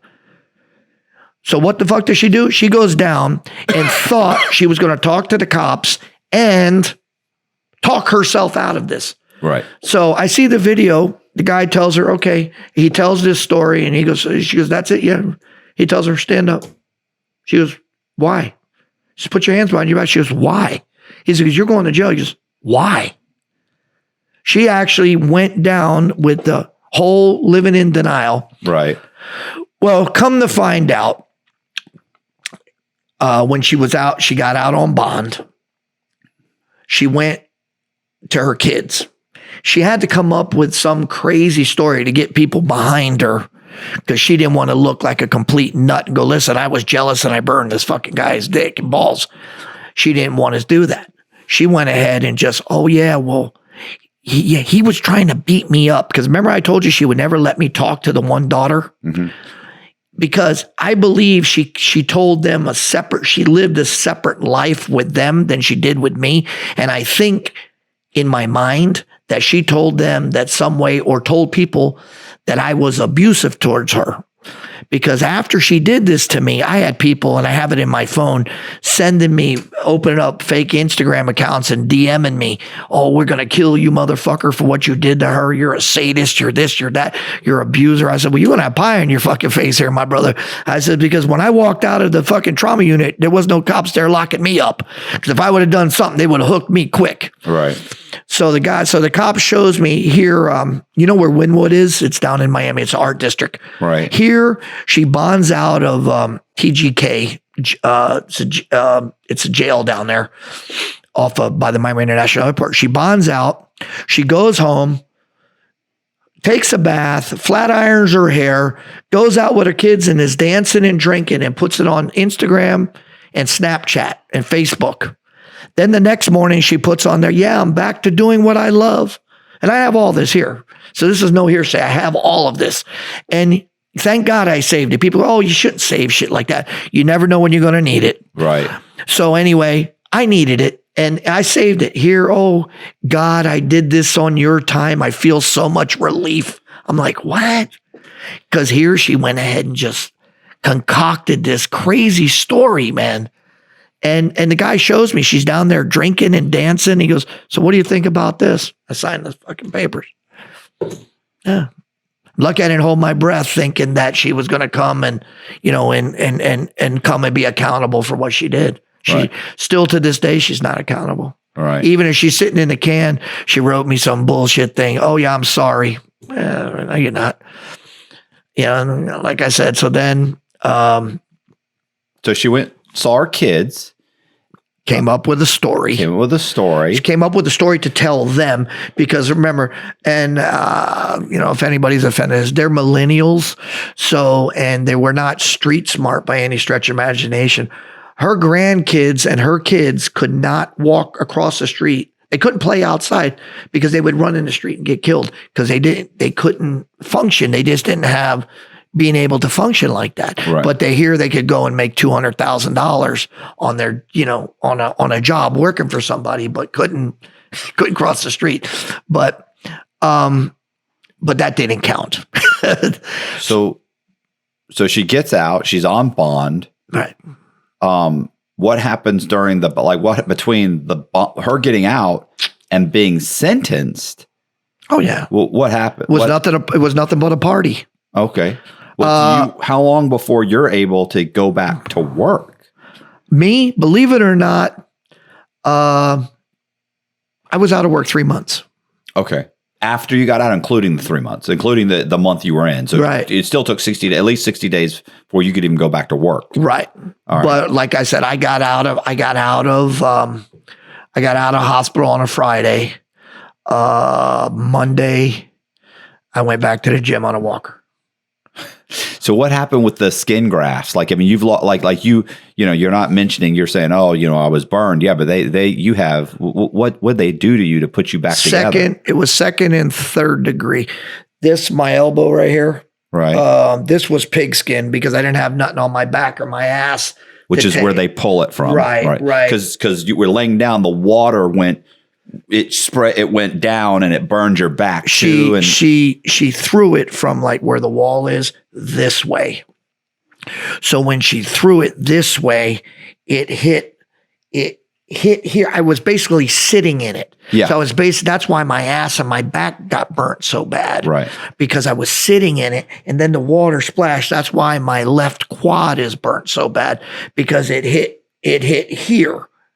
It hit here. It came across and it was just like a tidal wave and it hit me, man, dude, it fucking burned. I was just going to say, there's I saw like a TikTok the other day where this chick's like, I can get out of any headlock, and there's this guy, he's like 6'2". She's a little tiny girl. Have you seen that? And the guy's like, he's like, what are you talking about? She's like, I can get out of any, she said, within 10 seconds, I'm out of it. Guarantee it. And the guy's like, there's no way. And she, you know, well, what are you going to do? And she's like, trust me, I will get out of this. Trust me. And the guy's finally, he's like, okay, let's see. He's going to let me put you in the headlock. Absolutely. I got one move. It'll get me out like that. And the guy's like, all right, we'll see. He gets her in the headlock. Immediately he goes, ah, and screams and lets her go. And she had a lighter in her hand. She just went, and for a split second, oh yeah, that flame hit and boom, he fucking let go. Just like that. I mean, imagine. So I can imagine the heat of a gallon of boiling water, bro. It was insane. So, yeah. So the cops came, and you know, at this point, like I said, you know, I'm not a person that's embarrassed or humiliated. I sat there every day, dude, every day. And they fucking just painted me and changed my dressings. I have a video of me with a glove on that they had an IV in my hand. And people ask me, what's that for? They wouldn't help me do shit in there. Oh, no. I had to get up every morning. They put a fucking IV with morphine in it. The lady sat like over there. And as I got in the shower, she would pump the fucking morphine in me, bro. So it would take the fucking pain away. Because remember, my shit was fucking raw. Mm-hmm. Raw, bro. It was insane, right? Oh, they wouldn't fucking come in there and fucking wash your ass or nothing, dude. Oh, fuck no. And then you understand why, right? You understand to a degree, they have to get you moving and up and doing. Oh yeah, it. No, I was good with that. Yeah, I was good with that. I was good with that part, bro. But I'm just talking about it was just insane. Yeah, you're not laying there being pampered. They're making you get up. Yeah, man. So, things. dude, and like you said, I'm you know, like you said, remember you said about infection. I lived by myself in there it was 2 doors to get into my room. It was one door that they opened. And then it closed, and then it was like another, and then they opened it to come in again. I lived completely by myself there for a month, bro. Yes, that reverse pressurization where it's your room's a little bit pumped more so that it pushes things out. Yeah. When they open the doors, they got and are they wrapped up and stuff like. Yeah, they were covered. Yeah, they were covered. They were like in Tyvek. Well, they're hugely concerned about infection. Yeah, and don't forget, it was May 3rd. They had no food in their hospital. And at that point, you know, I eat massive amounts of food and they had nothing there because of COVID. Right. They wouldn't let nobody bring nothing in. My ex shows up there. I'm out of it. Next thing I know, she's standing over me. She's in her uniform.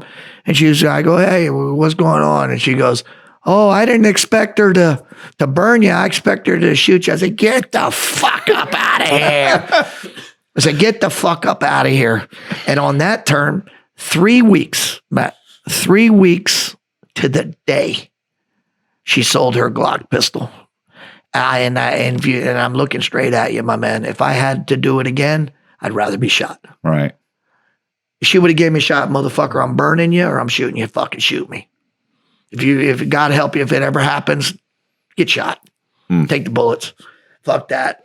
Because I think she would have shot me once and maybe it would, would have scared her because the ears were ringing or something, because we were in a small room and maybe she wouldn't have fucking kept blasting. If she would have emptied the 17 in me, she would have killed me.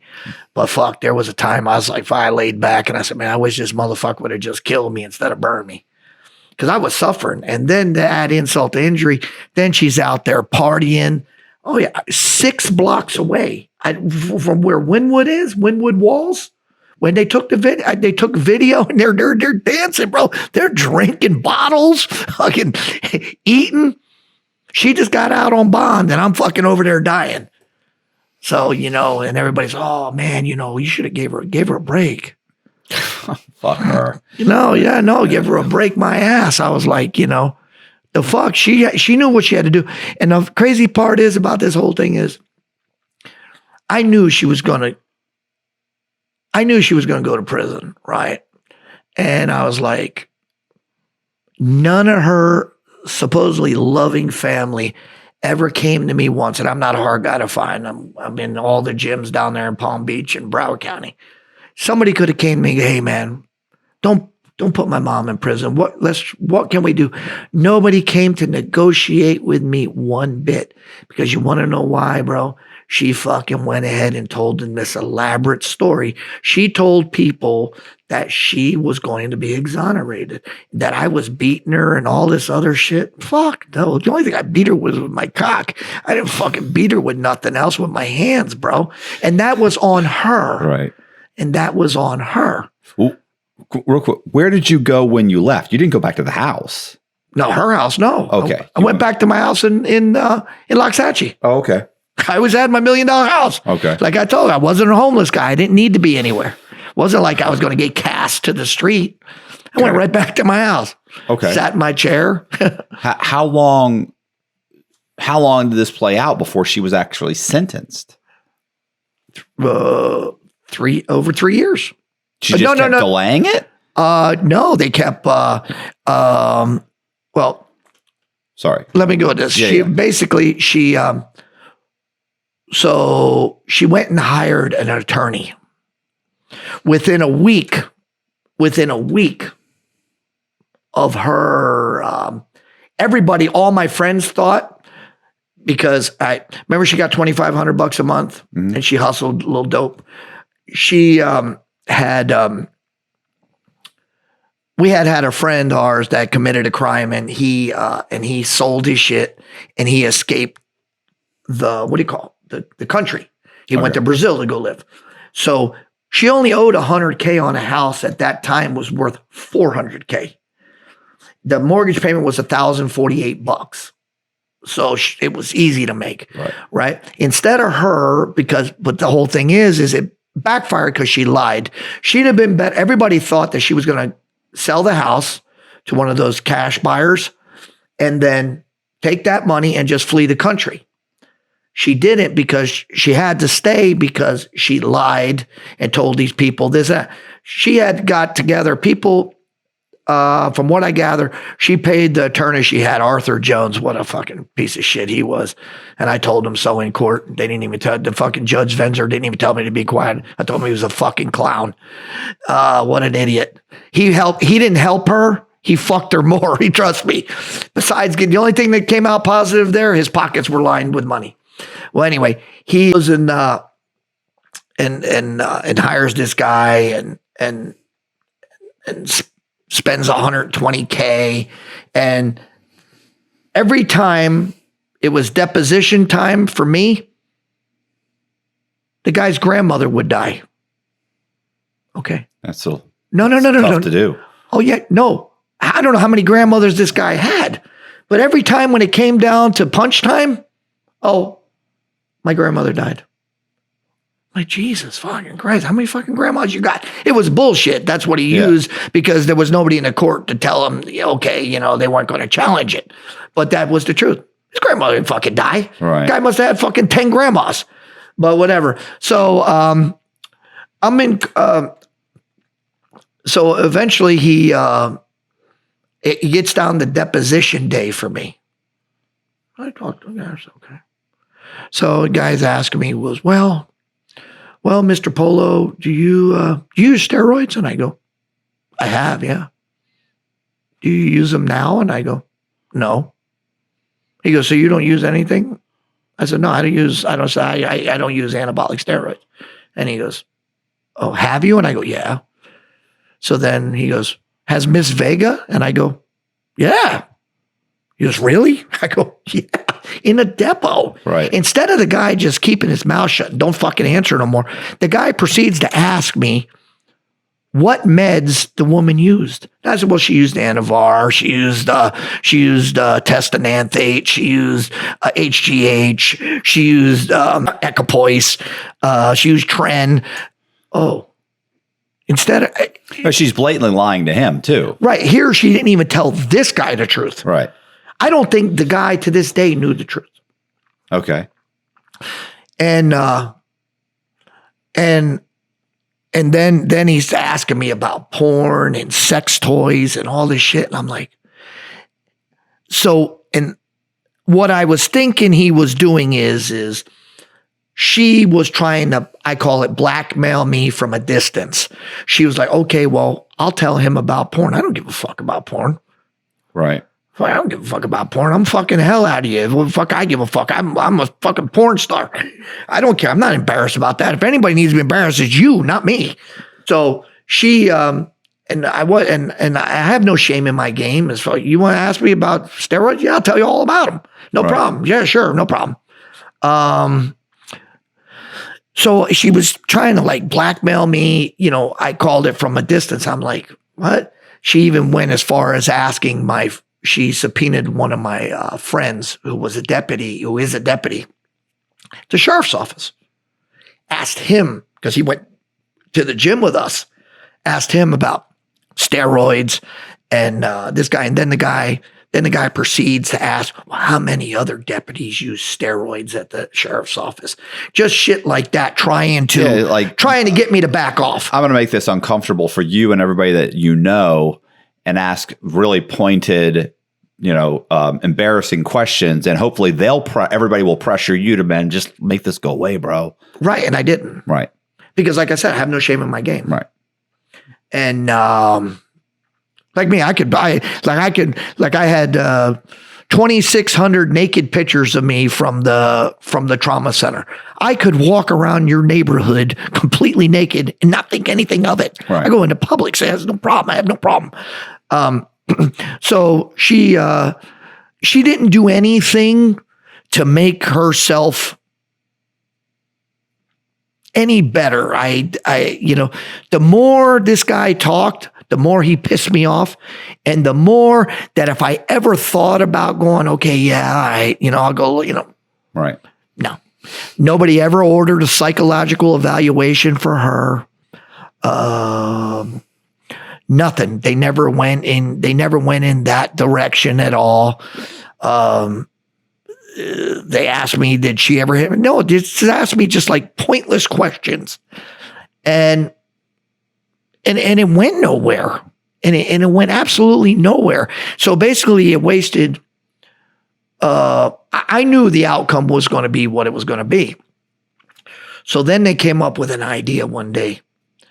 Well, how about because they wanted to know my medical bills. My medical bills were like $585K. Mm-hmm. But the insurance covered some of it. The Trauma Hawk bill was $46,000 for to fly on a helicopter for 6 minutes. They asked me about that, and I was like, yeah. They go, well, how about if she gives you, because they came at her with a plea offer. They says, how about 5 years in prison? She wanted first. She came. She says, I want adjudication withheld. I don't want to be a convicted felon. I want to keep my gun rights. I want 10 years probation, and I'll go to anger management. I'm like, what? So then I said, you're out of your mind. That ain't happening. Well, then I said, forget it. I said, don't come back. So then prosecutor calls me one day and goes, listen, She's going to come up with 500K. 500K. She wants to know, will you take 500K? She doesn't go to prison, but she's on paper for 10 years. But she would still be able to keep her benefits, her $2,500 a month. She was still going to be able to get the free health insurance. She was still going to be able to travel anywhere she wanted, like she did when she's out on bond. She's going to France and here and partying, And I'm like, what? Shit that me and you couldn't do, she was allowed to do because she was a woman. And I says no. They go, what? They say, you don't want? I go, no. Because then they told me, well, you can't double dip. You probably know this. If they would have made her pay restitution to me in the criminal court, in the civil court, I was not able to turn around and sue. So I got it one way or the other. So she was trying to be like OJ and negotiate her way out of shit by paying her way out. You follow me? Yeah. So she's thinking if she pleads guilt, even if she gets a sweetheart deal, she's going to have to admit what she did. And now she's open for a civil. So she's thinking to herself, instead of him suing me later, I'll make that a part of the criminal and get a sweetheart deal and close the door on a civil action. Right. Okay. So she's not doing it. She's doing it, 1, to stay out of jail, and 2, to close that door. Right. But right. No, I said no.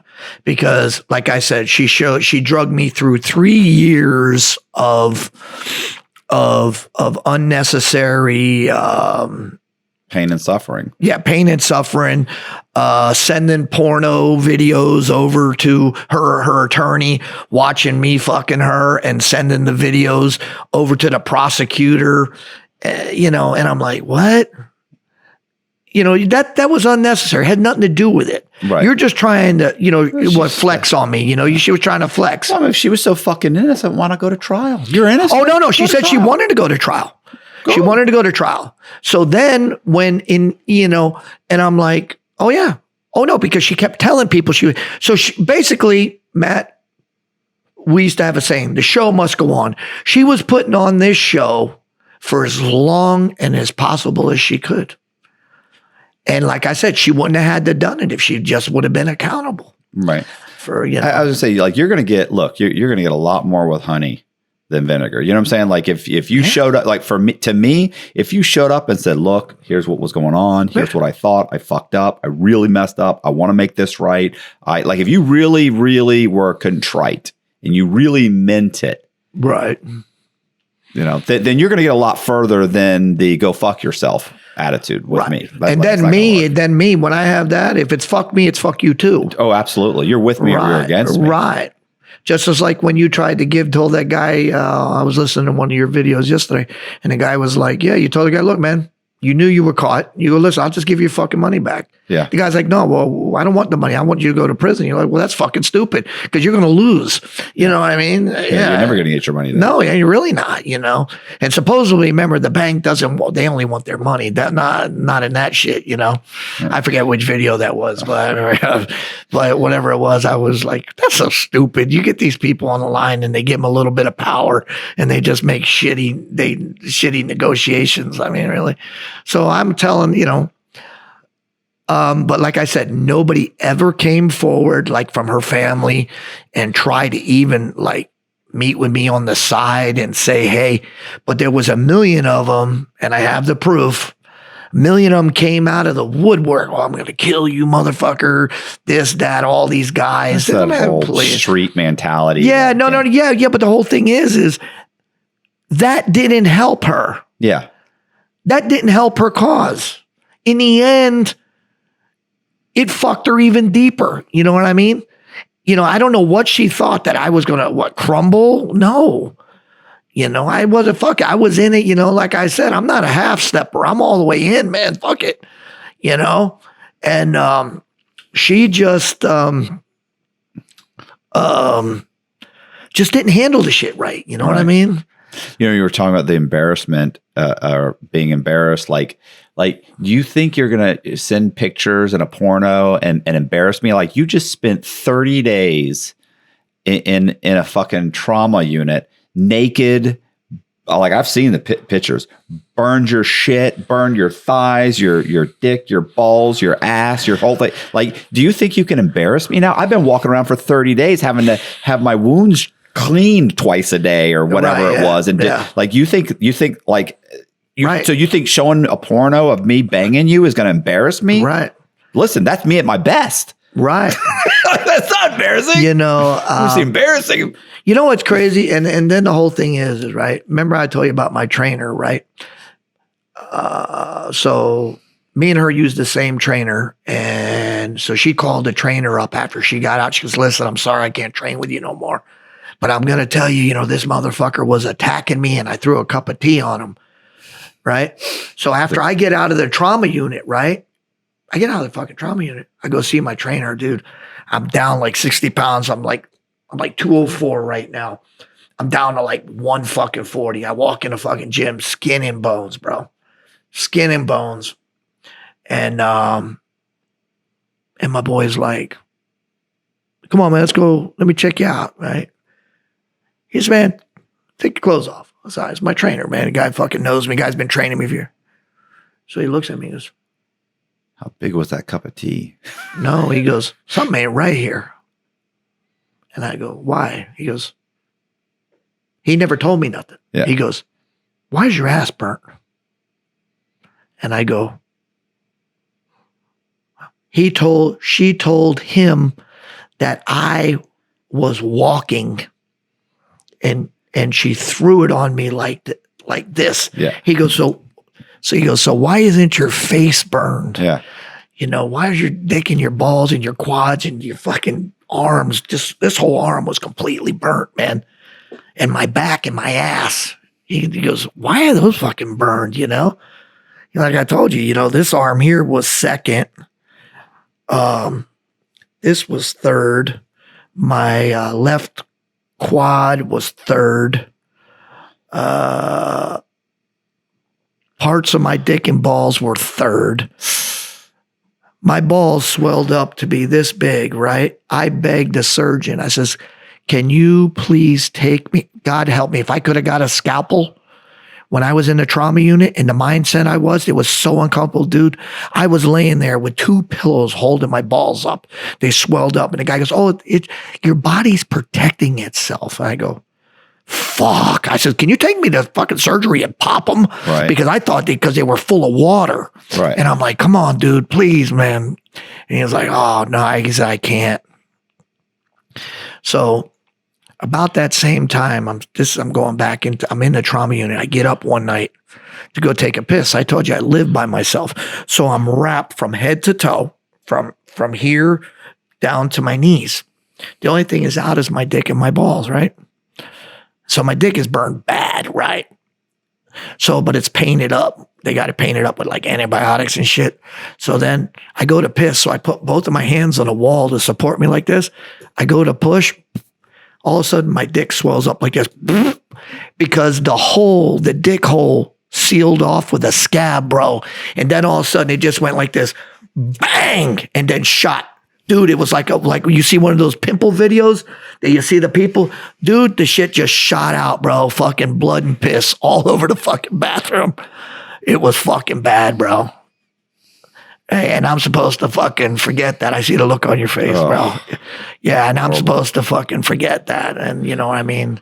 Now you know why I see a psychiatrist every week. You know what I mean? But guess what? This is therapy for me to talk about this. I'm going to be so much better off after this interview, bro. You have no idea, believe it or not. This helps me. At 892 days, when I saw her in court, and like I told you, I could give you my shrink's phone number and he'll tell you. Dude, that day changed Andy's life. When I saw her and I looked over and she was completely unrecognizable and helpless. And I told them, keep that fucking money, put that bitch in fucking prison.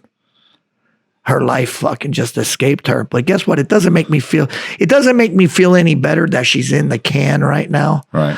It doesn't do anything. I didn't get a fucking thrill out of it. I didn't go have a party like her. I'm dying. I thought about going to Wynwood Walls and going, yay, too, but fuck it. I didn't, it's just not me. So when you finally you do go and you're in court. Which time? What do you mean? No, because we went for the are you no. Her to plead guilty? No, went the one time when they told me, they go, you need. The prosecutor wrote up a deal because they thought that I could be bought for fucking $500K. Right. And and 500K is life changing for some people. Yeah. For me, it's not. I mean, I've pissed 500K before. Just come on, you know how to do it just as well as I do. You know what I mean? Guy goes, well, I would have took that money and bought a car. I've already had fancy cars. Right. I've already had fucking fancy houses. I've already vacationed. I'm bored with that shit already. So now, they come out. The prosecutor goes, okay, well, they have what was it? Not trust fund. What's that? Escrow account. Right. They have a check in there. 500K for you. And I go, right. Well, I don't want it. They go, you have to take it. I go, I ain't got to take a goddamn thing. I went with that post office attitude fucking that I have. I go, I'm not fucking taking a fucking thing. I ain't got to take shit. So I went in there. Well, you're going to have to ask the judges. So I ain't got no fucking problem talking to the fucking judge. That's when you see me. I was in there and in shorts. If you see that one video, you'll see me in there saying she had 890. That was at 892 days. I had never seen her. I had never received any word from her. She partied, this and that. And one other thing, and this is what I find outrageous too. I forgot this. She had a $600,000 home. She had a private lawyer. She had like 5 or 6 online businesses going. In some way, somehow, the state of Florida says that she was indigent. I'm going, what? I go, how the fuck are you indigent? Yeah. How'd she come up with the $500,000? Exactly. But then again, right? When all this shit happened to me, right? Even though I had health insurance, there was a thing in the state of Florida. It's called Victims Crime Compensation Fund. It's for people of violent crimes, whether it's money for this, that. Oh, they broke that. They sent me a letter to my house. Oh yeah, you're going to be able to get. This, we're going to give you $25K for a catastrophic injury. We're going to give you this. We're going to give you that. You don't have to pay any co-pays. You don't have to pay this. Just take this paper with you to any of your doctors, the dentist, and all that shit, and they'll send us the bill and we'll pay them. Bro, I took that fucking thing down there to get laser. They fucking laughed at me, dude. At the University of Miami, fucking laughed at me, and it said it came from Ashley Moody, not the state attorney, the Attorney General of Florida. It came from her office, saying Andrew Polo was a victim of and we're responsible. Blah blah blah blah blah. This and that. They fucking laughed at that shit. I went down there to go get it. They wanted $7,000. To fucking do laser surgery on this, and $7,000 more to take the keloids off of my leg. They wouldn't do it. So they wanted me. No. Well, we want a guarantee. I go, what the fuck you mean? It's right there. And it said right on it, it is a violation of a state statute that if they refuse services, they didn't give a fuck. They didn't give a fuck one bit. Went to the dentist. Because when they sent me home, right, they sent me home with those oxys, right, those fucking blue pills that I was scared to death to take them. So I wouldn't take them because I was scared of addiction. I seen people fucking dying off them. I didn't know. I don't have an addictive personality like that. So the first night I came home from the hospital, I was scared to take them. Matt, God is my witness. and I lived. I ate the pain was so bad. I ate 120 ibuprofens in one night. Okay. For the pain.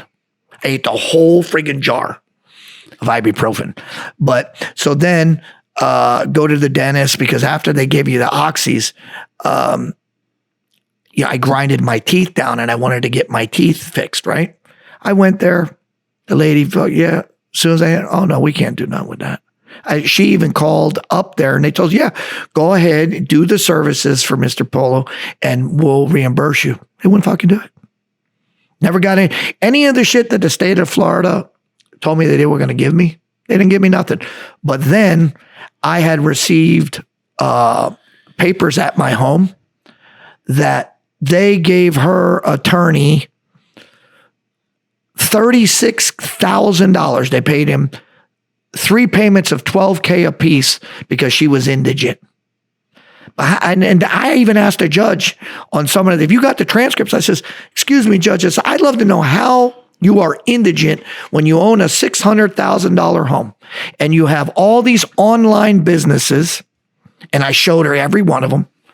How are you indigent? How do you have an attorney that you pay him $500 an hour and you're indigent? Right. I couldn't get an answer for it.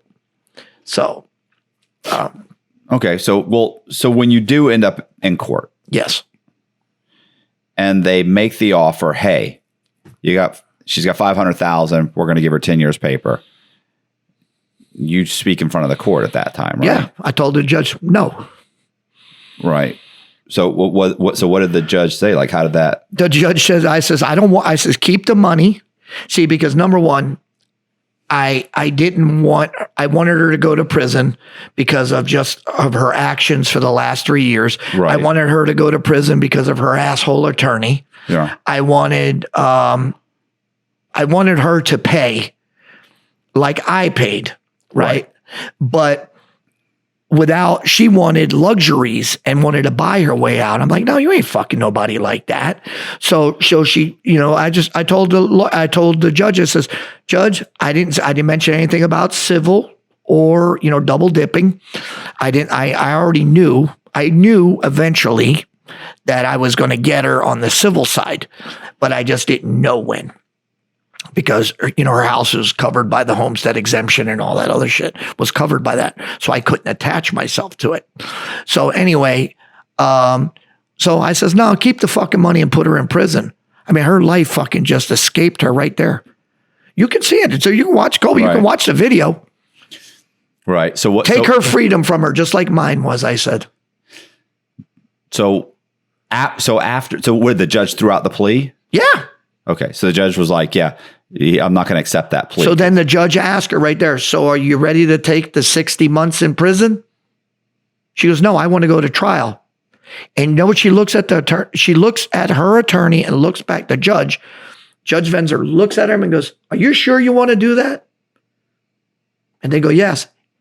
I'm sitting back. I scared a group of law students that were there. The law students were next to me. And they go, what do you think about that, Mr. Polo? That judge makes a verbal out on her mic. What do you think about that?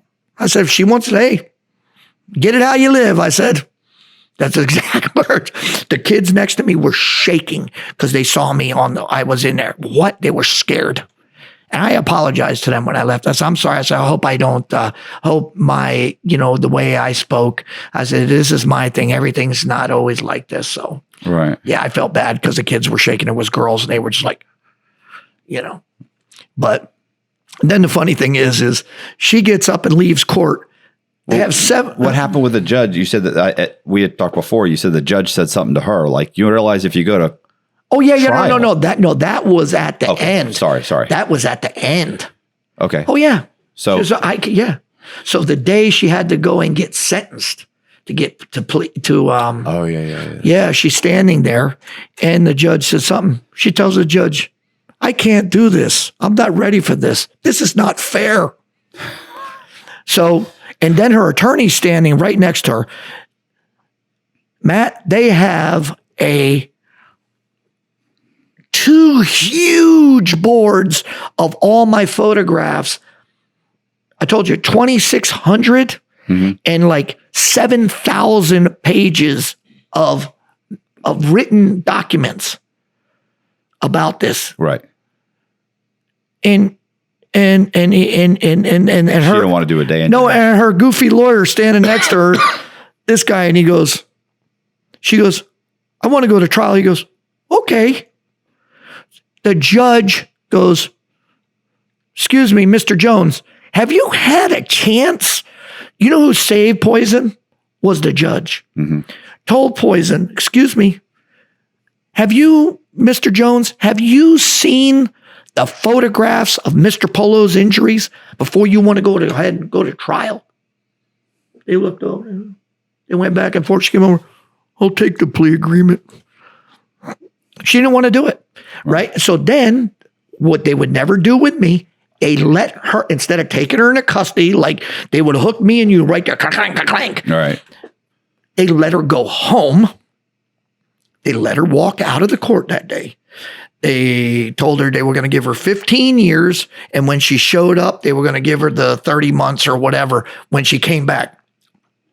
So she came back. That was at 8. It was like, there was some days in between. It was like February.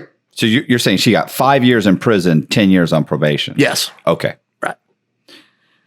Yeah. So she's in, So and still when it came time for her to go to prison that day in court, they wouldn't let me, they escorted me out of the building. I said what I said. Bro, the cops surrounded me and escorted me out of the building. Right. Like I was a criminal.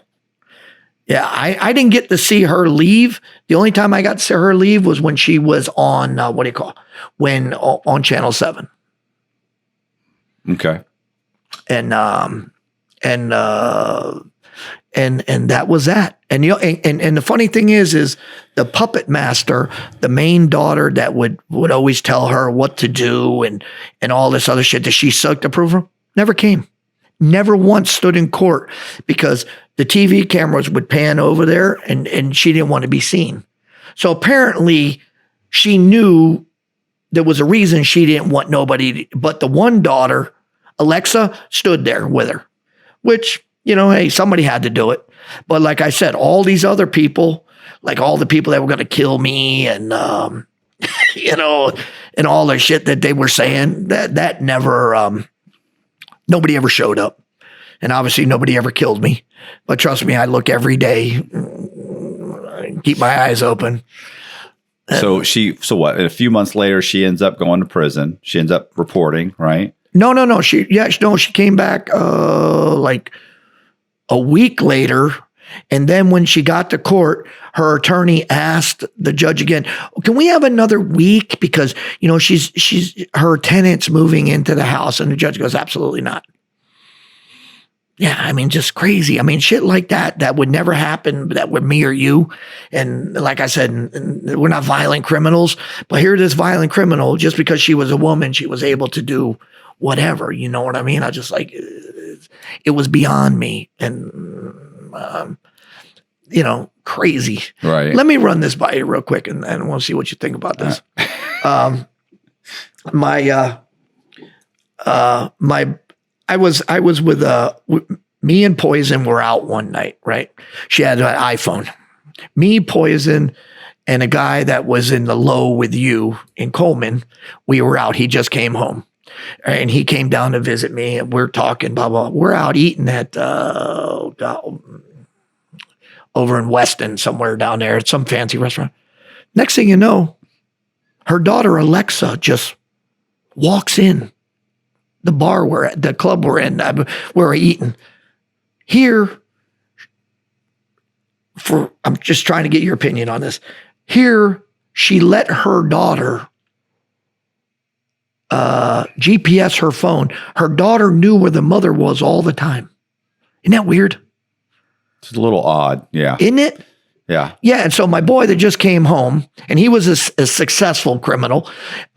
He came home to where people came home to nothing. This guy came home to all his shit, Right. They never took it. So he comes home to his junkyard. He goes, well, I still got my Hatteras. I'm like, his junkyards and all this other shit. So he says to me, he goes, so who called her? And I go, because he still wasn't with the whole GPS thing. I go, who called her? He goes, nobody. I go, she has GPS. What the fuck is that? And I told him. So then, she comes in, sits at the table with us, orders a filet, orders a martini, orders dessert, and goes, all right, eats everything, and goes, I got to go. I thought that was the weirdest shit, man. And that's the shit that I dealt with. Right. But like I said. And who's supposed to pay? You're supposed to pay. Yeah, we did, obviously. But he thought it was the weirdest thing because I was like, man, it was like weird shit like that still sticks in the back of my mind. But she didn't see anything wrong with that. That was what was nuts, man. Didn't see anything wrong with that. Yeah, she's just playing on the phone. I go, what? Here your daughter's reckless. If anybody should be watching somebody, it should be it was almost like it was like role reversal. It was like insane. Well, the cool thing is her daughter her daughter knows where she is all the time still. So. Yeah, but like I said, but then again, they're not mad at them. I think now they might be mad at the mom because I filed action against her for civil shit. Right. So, she's in Lowell up here in what's that? Not Gainesville. What's the other one? I don't know where. Lowell's a state prison. Yeah, right? Lowell prison. Yeah. It's not Gainesville? No, it's not Gainesville. It's the other one. Ocala. Ocala, yeah. She's in Ocala and Lowell in the medium. Right. My thing is I filed action on her for, because her house went for sale. So I just, boom, I jumped right on her house with the lawyer. And because now she wanted to sell it. Right. It's not homesteaded. Is it homesteaded? She didn't live there. No, not anymore. Not anymore. But she had got a home. Right. She's there in prison. So, but now she went ahead, and this is how crazy you're thinking. And she didn't hire a lawyer. I thought, I said, great. I hope she hires that same asshole Arthur Jones from Miami, because he would have just fucked it up anyway and took all her money. So he said, she says that, since I said I didn't want the money in the criminal court, that I can't, but she's answering. She gave her answer. She did it on her own. So apparently she's using a prison attorney, jailhouse lawyer, but obviously they're not as good as the ones that you had. Right. You know what I mean? That were real lawyers that are in the can. Oh no, apparently. Oh yeah. Oh no. He gave up. His clock started ticking on May 3rd, 2020 when she injured me. So here, let me backtrack 1 second. So one time, after she burned me, right, I go, let me go after her homeowner's insurance. I said, okay. One time we had a flood in the house. The water heater went bad. Right. But the house was all tiled. It swelled up a couple walls. We dried it out. It was all good. I went and I put a new hot water heater and blah, blah, blah, blah. She goes, well, I'm going to call the insurance company. I go, okay. Well, nothing ever got fixed. I put the thing in. It still needed, so we end up fixing it ourselves. She never told me she never had homeowner's insurance on the house. The house wasn't paid for. She had that forced insurance from the mortgage company. But that only covers the mortgage, right? Right. It was right. It only covered the walls and the roof. Yeah. Nothing inside, nothing outside. So that's why the mortgage was only $1,048. So I was like, man, this is fucking great. $1,048, fucking great. $100K she owed on the house. The house was worth $400. Then it went up to $600. So I go and get a lawyer and I go, let me sue the homeowner's insurance. So the guy writes her attorney, Arthur Jones, and goes, yeah, well, show me what you got. Here, she never even told her attorney she didn't have homeowner's insurance. So guess what her attorney said? Her attorney goes, well, if he drops all the charges against her, we'll say that there was an accident inside the house, because since this was a criminal intentional act, knowing homeowners insurance is going to cover it. Right. Yeah. So you murder me inside your place, there's nothing going to happen. I can't get your insurance coming because it's criminal. Right. And it's intentional. So I didn't know that. But then, yeah, they went all kinds of directions trying to get this. Fucking defraud the insurance company, fucking porn, fucking steroids, talking shit about the cops, this, that, everything else, sending me death threats. I mean, nothing she did helped her. And I don't think to this day that motherfucker even figured it out. That she didn't help herself. She fucked herself. I mean, I'm sure. You did file a civil action against her? Yes, I did. Her. Okay. Yep. So, all right. So did you stop the sale of the house? No, they're going on it? No, yes. They're going to let the house sell. They're going to let the house sell, but the proceeds are not going to be distributed to, they're held in escrow because there's that action on the home. Okay. Yeah. So right. Okay. So you did tie up. I tied it up. You've got a judgment, or you've got at least a lien of some type on the title. Yes. So the title insurance company or the title agency will be like, yeah, we can let it go through, but we can't give you the money. Right. That's exactly what's happening. Perfect. Right. That's what's happening. So now she's like, oh, well, he had his chance to get it and he didn't get it. Yeah. Your issue wasn't with the $500,000. It was that she needs to go to jail. Right. Yeah. Anyway, I mean, that's just like, just like in any of us. I mean, what do you think, man? Dude, these, Oh, no, you attacked me. You got to go to prison. You got to do some prison time. You got to go. Yeah. I mean, just like that thing, just like, when you were talking about the other day and I was talking about this, you didn't hurt anybody. You didn't attack anybody. You didn't carjack anybody. Remember you said that? Yeah. And you're going, you want to put me in fucking prison for 26 fucking years because I stole something with a fucking pen? Yeah. But here's the thing. Even me, if you said, Matt, we can give you 10 years paper, you give me the same crime, I still would have told you I needed to go to jail. Like my frame of mind, I can't imagine having even considered saying, oh, I shouldn't go to jail. I did have to go to jail. So does it make sense? Like, not 26 years. No. That was was people crazy. Like, what do you think you should have gone? I always thought I should have probably got like 10 years, and then I would have got RDAP. I would have got time off. Like I probably would have been out in 6 years, halfway house. Like that would probably, I think that would have been reasonable. And a lot of people would tell you, oh, that's still too much. I get it.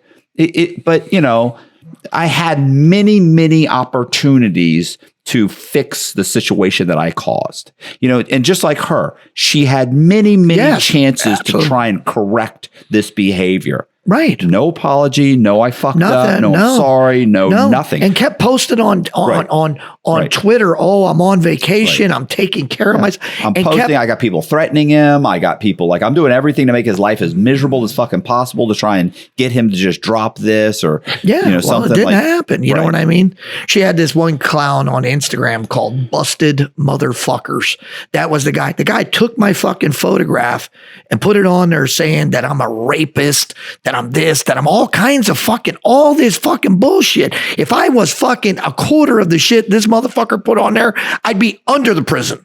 Yeah. You know what I mean? And like I says, if I was doing this, oh yeah, that they were, if I was doing this, they would have picked me up, Yeah, well, I mean, if the roles were reversed, you would have never got bond. No. You would have definitely, not getting prison time wouldn't have been an option. The reverse would have been absolutely different. If things had been reversed, absolutely, 100%. So, and then you wouldn't even have the opportunity to say, "Oh, she was abusive. She was this."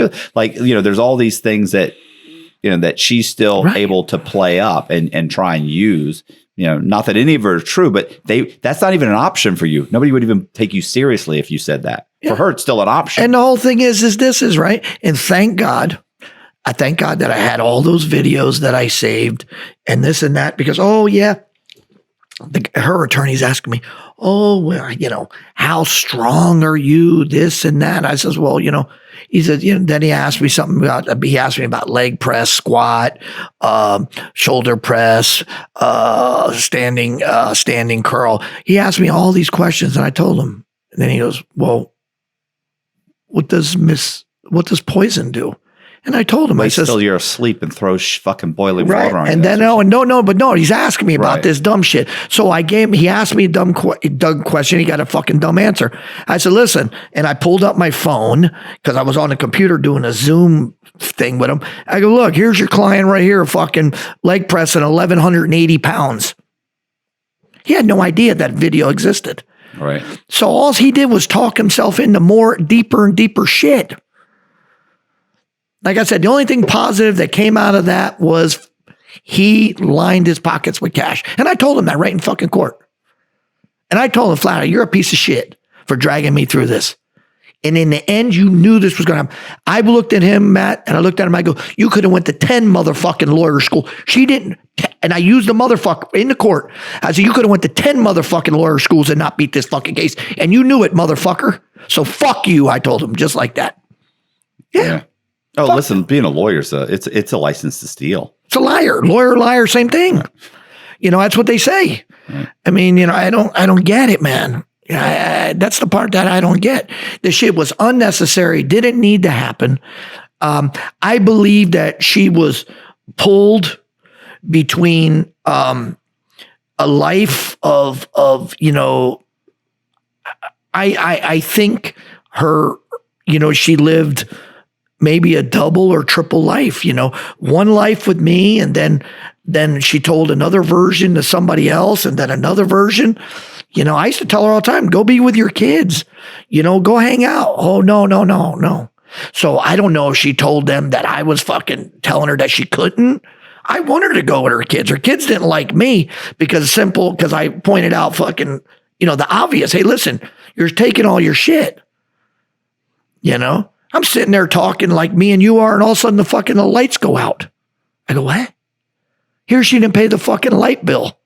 So you're not paying the light bill. You've got forced insurance on your fucking homeowners, but you're watching people's kids for free. You're paying fucking phone bills. You're giving right. It doesn't. Yeah. Right. And then I'm like, what? And but yet you can also still come up with $500,000 like in escrow, like that. Like where'd that money come from? Right. And that wasn't even it because I wasn't going to fucking take it. I didn't even fucking, man, are you kidding me? I'm not one of these motherfuckers unless I have it in my hand,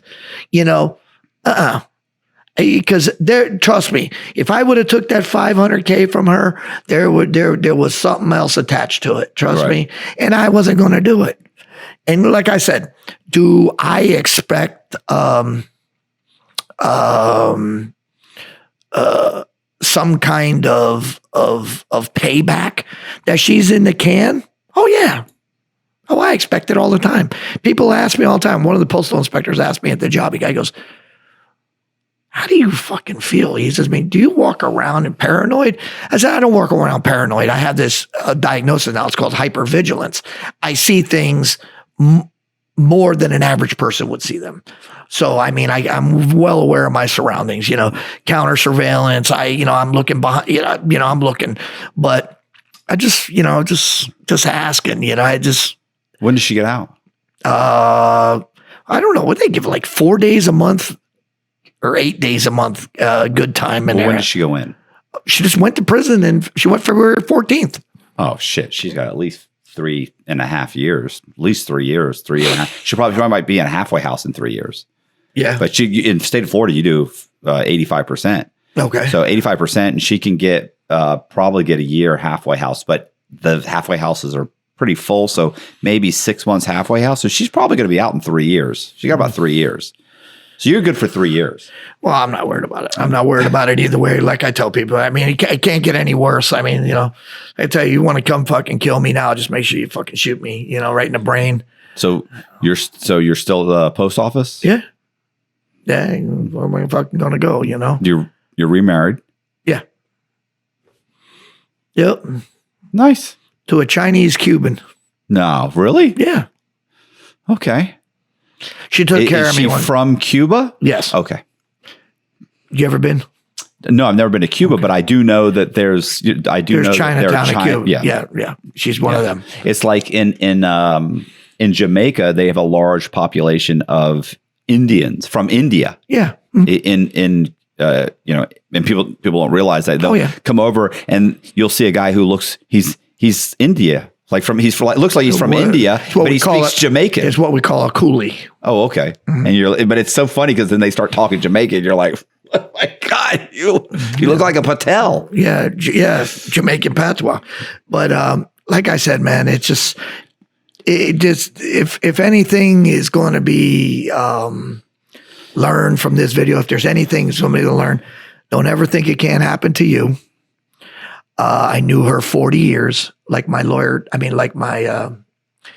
coach told me. He goes, I says, Coach Tony, he says, what I said, I knew her 40 years. He says, Andy, you thought you fucking knew her 40 years. Right. You don't know, man. I mean, when it came that motherfucker, buddy, when she was the best, she was the best. But when it came to fucking killing, she was right there. So, I mean, you can't fucking tell, bro. I mean, man, oh man, dude. And like I said, she's 5 years younger than me. So yeah, so she's 55 right now.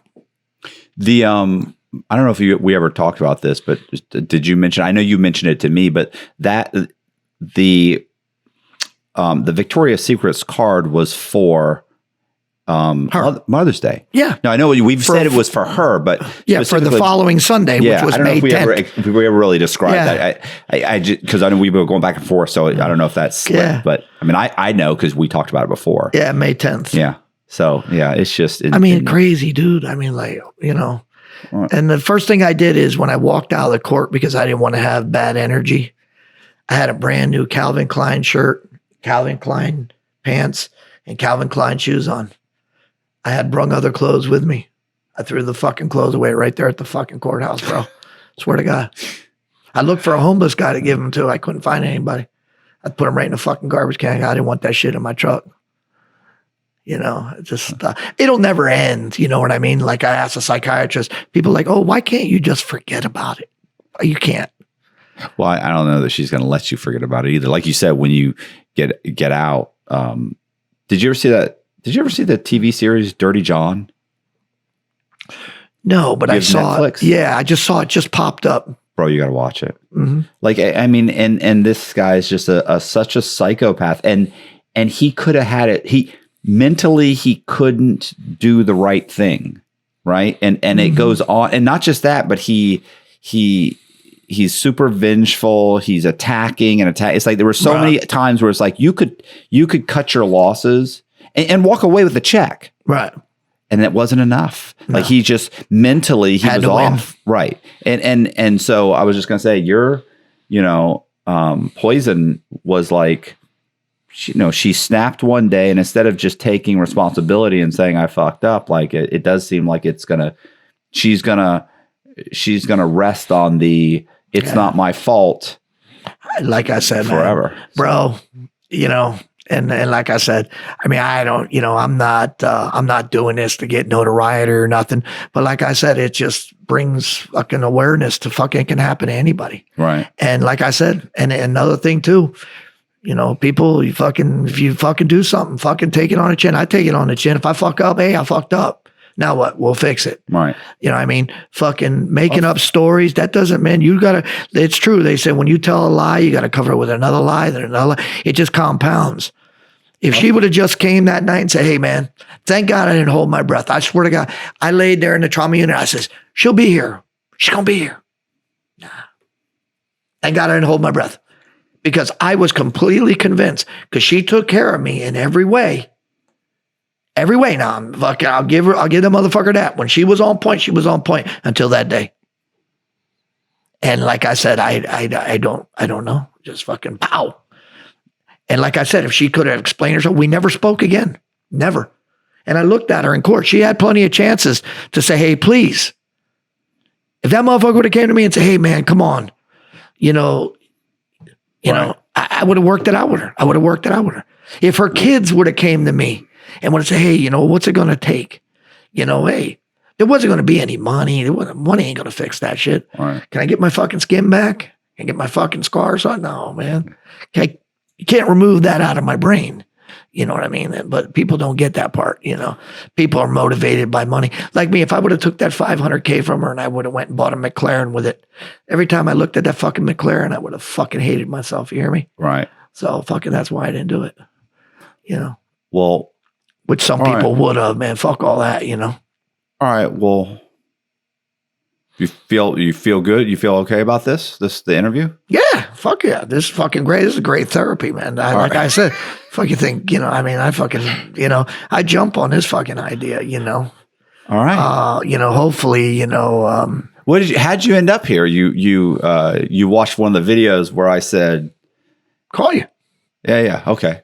I fucking call, bro. Fucking put your number out there. It means fucking call. Yeah. Okay. Cool. Yeah. You know, fucking I called. Fucking, you know, it is what it is. But you know, it's true crime on a whole different type of shit. You know. Yeah. On a whole different fucking level. You know. Criminals come of all fucking, you know, shapes and sizes. Yeah, man. Sexes. Yeah, man. It's fucking just brutal, man. That's just like, you know. Like I said, I wish it could have been fixed, and it just didn't get fixed, you know. Nah. But you know, well, all right. Well, listen, I appreciate you, you know, coming out. Oh yeah, no problem. We're all good. Right up the street, my man. All right. Right up the street. Hey, like I said, I still got more gas in my tank. One day when you want to hear more, fucking let me tell you. I mean, there's, you know, there's a whole lot of other shit that was in there too, in the same story, you know. Hey, I appreciate you guys watching the interview. If you like the video, do me a favor, hit the subscribe button, hit the bell so you get notified of videos just like this. Leave a comment in the comment section. Also, share the video to anybody that you think might be interested. And I would really appreciate it if you would consider joining my Patreon. See ya.